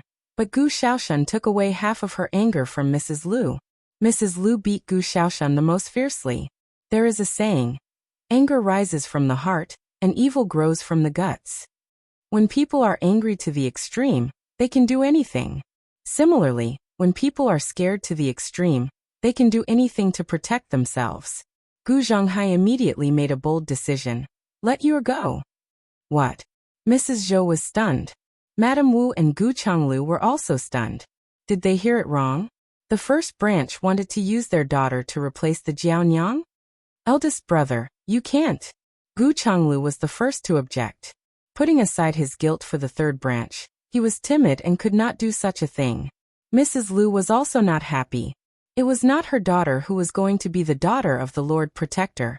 She did not enjoy the happiness, but followed the first branch in fear. No. Mrs. Wu and Mrs. Zhou did not say anything. One of them was Gu Yue's grandmother, and the other was Gu Yue's mother. They could directly benefit from it. Moreover, they were not timid. Gu Zhonghai began to persuade the second branch, second brother, second sister-in-law, If you don't think for yourselves, don't you think for Erzhun? Erzhun is also a very smart child, but Dashun was born before him and went to school first. The family could not support 2 children, so Urshuan's education was delayed. When you goes to the Lord Protector's manor, I will definitely let her take Erzhun to the capital to study. With Urshuan's intelligence, how can he not make a name for himself? These words touched the bottom of Mrs. Lu's heart. Even in her dreams, Madame Lu wanted to bask in Second Shun's glory. She also firmly believed that Second Shun was someone who could make a name for himself. It was just that Gu Dashun had taken all the opportunities. Gu Chonghai said, "Third brother's child is not close to us, so we can't count on her. Besides, that child might be sent back by the Marquis's mansion. Don't expect the Marquis's household to compensate us with a sum of money. They also raised third brother's daughter, so we don't owe each other anything. If we really owe them anything, it's us who owe them. How much does the Marquis estate spend on third brother's daughter every year? How much do we spend on Jiaonyang every year? If we really calculate it, don't we have to compensate them?" Hearing about the compensation, the second branch's expression changed. Gu Zhonghai continued, "But as long as Yu goes there and puts in a good word for us, how can the Marquis's estate not go along with her? You watched Yui grow up. Don't you know what kind of person she is? She's closest to her second aunt." Mrs. Lu's back straightened. Gu Yui and Mrs. Lu's relationship was actually not very close, but Gu Yui was obedient, diligent, and had a soft personality. Mrs. Lu did not hate her, and she had never argued with her. Mrs. Zhou hurriedly chimed in. "Yes, she always tells me that she likes her second aunt the most. She also says that her second aunt is good-looking. Much better than me." In the past, Mrs. Zhou would never admit that Mrs. Lu was prettier than her. But now she had to coax Mrs. Lu. Mrs. Lu was successfully coaxed. She smiled embarrassedly. Who doesn't like Yui? After successfully persuading Mrs. Lu, Gu Zhonghai turned to look at Gu Chonglu. "Second brother, I know that you don't like farming. You like doing business. When Yui goes to the Marquis's mansion, let her buy you the best shop in town. You can sell whatever you want." Gu Chonglu was suddenly speechless. It was true that he felt guilty towards the third branch, but he really wanted to have his own business. "Father," Mrs. Lu said weakly. Gu Zhonghai knew the old man's character well. It was true that he was fickle to Gu Jiao. It was also true that he favored boys over girls.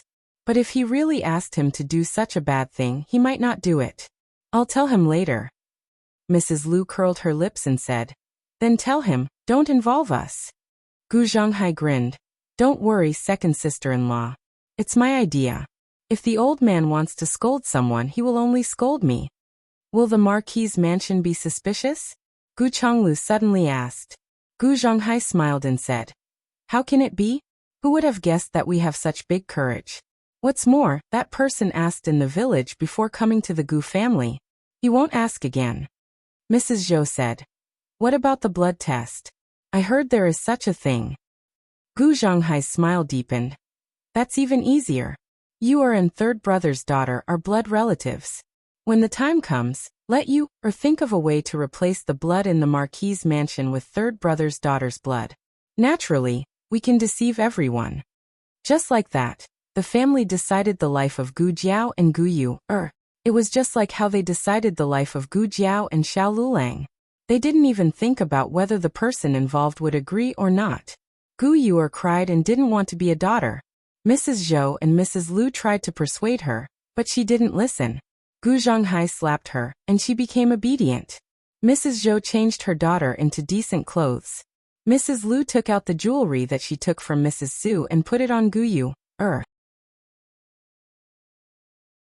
Gu Zhonghai's slap just now didn't leave a mark on Gu Yu's face. But because she cried, her eyes were red and swollen. Regarding this, the Gu family's explanation was that the little girl couldn't accept the fact and was a little sad. Huang Zhong felt that this was human nature. The kindness of giving birth was not as great as the kindness of raising. After so many years, they should have developed feelings for each other. But Huang Zhong didn't expect that the little girl who opened the door for him was his young miss. Just now, she was dressed even more shabbily and looked even more timid. Her movements were full of pettiness. Huang Zhong thought of the dignified and elegant Gu Jinyu and couldn't help but sigh. Gu Yuer kept crying. Huang Zhong couldn't bear it and said, Master Ho doesn't want to take you back immediately. He came today to see you first. If you really can't bear to, Mrs. Wu hurriedly said. No. It's right for the family to be reunited. What's there to be reluctant about? Master Ho is her biological father. Huang Zhong personally opened the curtain of the carriage and said, Young miss, please get in the carriage. Gu Yuer didn't move. Mrs. Wu urged, Go you cough Jianyang. Mrs. Zhou and Mrs. Liu helped Gu Yuer into the carriage. This was probably the first time Gu Yuer was valued by her family since she was born. The whole family treated her like a bodhisattva, but Gu Yuer couldn't feel happy. She didn't want to go to a strange place and didn't want to leave home. The whole family didn't care about Gu Yuer's life or death. They all started to have their own big dreams. Gu Zhonghai urged, It's getting late. Go early and come back early. If they didn't leave now, old Master Ho would come back in Gu Yuer, or wouldn't be able to leave. What they didn't expect was that Huang Zhong and Gu Yuer didn't meet old Master Ho, but met Gu Xiaoshan, who had just returned from the academy. Gu Xiaoshan walked back casually, swinging his bag as he walked. Gu Zhonghai's eyebrows jumped. Xiaoshan, why are you back so early?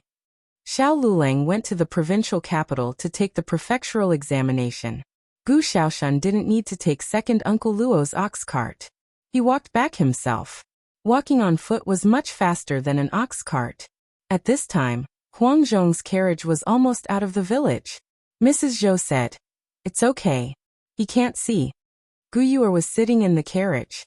Gu Xiaoshan couldn't lift the curtain with his hands, could he? Digression, you can't do anything. Your hands are number 1 _ the latest chapter of this book is not finished yet. For more exciting content, please scan the QR code below to download the app. Novels are updated faster and more complete. Millions of novels are free to read. Novels with connotations that can't be found on the internet are all available here. https://www.zhhbqg.com/89642_8964226/116024956. HTML Genius remembered this site's address in a second. www.zhhbqg.com Bikugo mobile reading website.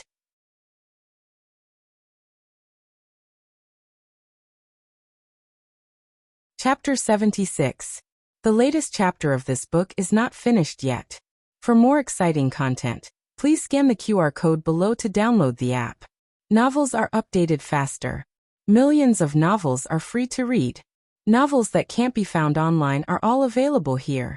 The Gu family might have forgotten that Gu Xiaoshan grew up with bad hands. Because of this, he had been beaten by the Lu family since he was a child. When the carriage passed by Gu Xiaoshan casually waved his hand. Gu Yui? Gu Yui was only 2 months younger than Gu Jiao. According to reason, she should be Gu Xiaoshuan's older sister, but Gu Xiaoshan only called her by her first name. Gu Yui immediately panicked. Although she didn't want to leave home, she was more afraid of being beaten by her father if she failed. Huang Zhong stopped the carriage. He jumped out of the carriage and came in front of Gu Xiaoshan. He took the curtain from Gu Xiaoshuan's hand and coldly asked, Where did this brat come from? Gu Xiaoshan was wearing Tianxiang Academy's uniform, but every strand of hair on his body seemed to be indecent. After studying for so long, people seemed to forget that he was the number 1 bully in the surrounding area. Just now he saw Gu Yui crying in the carriage. He suddenly had a bad guess in his heart. Gu Yui had reached the age of marriage. His family was worried about Gu Yui's marriage. The Gu family didn't like the poor ones, and the Gu family didn't want the good ones. This rotten old man, could it be that he wanted to buy Gu Yui to be his concubine? Gu Xiaoshuan's bad temper rose. You don't even know your grandfather, Xiaoshan, and you dare to come to the Gu family to steal someone? Yui, get out of the carriage. Gu Yui didn't move. Gu Xiaoshan stepped into the carriage and was about to pull Gu Yui down. Huang Zhong was a martial artist. How could he let a brat steal someone from his hands? He grabbed Gu Xiaoshuan's arm and coldly said, Brat, if you have something to say then say it. Gu Xiaoshan unhappily said. How much money did my uncle ask you? You even sold your own daughter? What do you mean by your uncle's daughter? She was the daughter of the third branch of the Gu family, Gu Jiao's mother. Wait, you're a member of the Gu family? Huang Zhong was suddenly startled, as if something was wrong. At this time, Gu Zhonghai, Madame Zhou, and Madame Lu arrived breathlessly. Gu Zhonghai said sternly, Xiaoshan, get over here. Gu Xiaoshan ignored Gu Zhonghai and looked at Huang Zhong strangely. She lifted the curtain with one hand and pointed at Gu Yue with the other. Are you stupid? I don't know my sister. Open your dog eyes and take a good look. She is the daughter of the Gu clan's first branch, Gu Yue. It was a sunny day, and the streets of the town were bustling with activity. Marquis Gu sat in a room on the second floor of the tea house, sipping tea as he listened to the carriage driver's report. The window beside his hand was wide open, and the sunlight and noise came in together. Unlike the bustle in the capital, the town was more lively with the local customs and customs. We went to the village. The family there also had the surname Gu, the driver said. As this was a serious matter, Marquis Gu only used people he trusted, and the driver was no exception. The coachman told him everything he had heard from the Gu family. When he heard that the other party's surname was also Gu, Marquis Gu's reaction was not very big, but when he heard that the child was indeed the baby girl who was carried away by mistake, Marquis Gu's cup fell on the table with a clang. The driver was frightened. Marquis, are you okay? He thought that he would be very calm after finding his long-lost child, but he was a little nervous. He asked, where is she? The driver said, she's on the way. Bodyguard Huang asked me to inform you in advance, and he will bring her here in a while. Marquis Gu was a little excited. He straightened his clothes and asked the driver, do I look okay? The driver was stunned. You're not looking at her face. Marquis Gu's face darkened. I'm asking you if you'll scare the child. The driver trembled. Marquis Gu took a deep breath and suppressed his ferocious expression. In fact, there was nothing to worry about. Jinyu liked him very much, so the child would definitely like him too. The main thing was that he was afraid that he would scare the child away if he was too imposing. Time seemed to slow down. Marquis Gu gradually could not sit still upstairs, so he simply got up and went downstairs. He had just taken 2 steps out of the tea house when he bumped into a glutinous rice ball, who was holding some snacks. The little glutinous rice ball cried out and fell face down on the ground. The box of snacks in his hand fell out, and a drop rolled out. The little glutinous rice ball was stunned when he saw that the snacks he bought with great difficulty were gone. What's wrong, Jing Kong? Gu Jiao came over with a candied hawthorn nearby. When she saw the little guy lying on the ground with a confused face, she hurriedly went forward and lifted him up. Little Jing Kong looked at Gu Jiao, and then looked at the osmanthus cake scattered all over the ground. He pouted and tears welled up in his big eyes. The osmanthus cake is gone. Today was the first time little Jing Kong came to town. It was the first time he saw so many people, and also the first time he queued up to buy osmanthus cake. He cherished it so much that he could not bear to eat a single one. In the end, it was gone just like that. Gu Jiao looked at the osmanthus cake on the ground and asked little Jing Kong, are you hurt? Are you hurt anywhere? Little Jing Kong covered his little heart and said with an aggrieved face, I'm hurt here. Gu Jiao was speechless. This was the osmanthus cake from Li Ji. They queued for more than an hour before they could buy it. The little guy was sad. But did you have to be so dramatic? You even put on an act. Gu Jiao wiped his little hands with a handkerchief. Be careful next time. I'm very careful. It's not my fault. He bumped into me. After little Jing Kong said that, he raised his hand and pointed at Marquis Gu, who did not know whether to leave or stay. Strictly speaking, he did leave in a hurry. Little Jing Kong did not move at that time. He held the snacks under the eaves and waited for Gu Jiao to buy him sugar-coated haws. However, Marquis Gu did not do it on purpose. Little Jing Kong was too short, and he did not see him at first. When he was about to ask someone to carry little Jing Kong away, Gu Jiao appeared. Why is this girl everywhere? Marquis Gu was puzzled. Gu Jiao looked at Marquis Gu coldly. Marquis Gu felt a little guilty under her sharp gaze. But it was impossible for him, a marquis, to apologize to a child. He coughed softly and said seriously, "Who asked him to block the way? You brought a child out. Why didn't you keep an eye on him? All right, I'm in a good mood today, so I'll forgive you. This amount of silver is enough to buy 100 boxes of osmanthus cakes." After saying that, he took out a silver ingot and threw it on the ground in front of the two. Ordinary people would have kowtowed to thank him for the reward when they saw so much silver ingot. However, Gu Jiao and little Jing Kong did not move. Marquis Gu glanced at them coldly. "Oh, as you wish." After saying that, he strode away. His clothes were either rich or expensive. Naturally, no one dared to speak up for Gu Jiao and little Jing Kong. However, just as he brushed past Gu Jiao gently stretched out her foot and tripped him. He was caught off guard and fell flat on the ground. He was instantly angry. He turned his head and stared at Gu Jiao fiercely. "Stupid girl, do you want to die?" Gu Jiao returned his words to him word for word. "Who asked you to block the way?" After tripping him, Gu Jiao turned and left with little Jing Kong. Marquis Gu was really angry this time. Coincidentally, the county magistrate passed by with the Yaman's constables. Marquis Gu was so angry that he asked the county magistrate to arrest them. Digression. Marquis of this chapter. Ha ha ha. Marquis of the next chapter. Whoa, the latest chapter of this book is not finished yet. For more exciting content, please scan the QR code below to download the app. Novels are updated faster and more complete. Millions of novels are free to read. Novels with content that can't be found on the internet are all available here.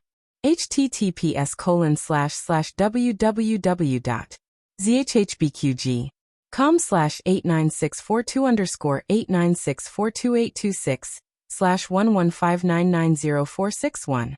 HTML Genius remembered the website address in a second. www.zhhbqg.com Bikugo mobile reading website. That you're tuning in to the Earbook Haven YouTube channel. Don't forget to subscribe and join us on this journey to catch the most captivating stories.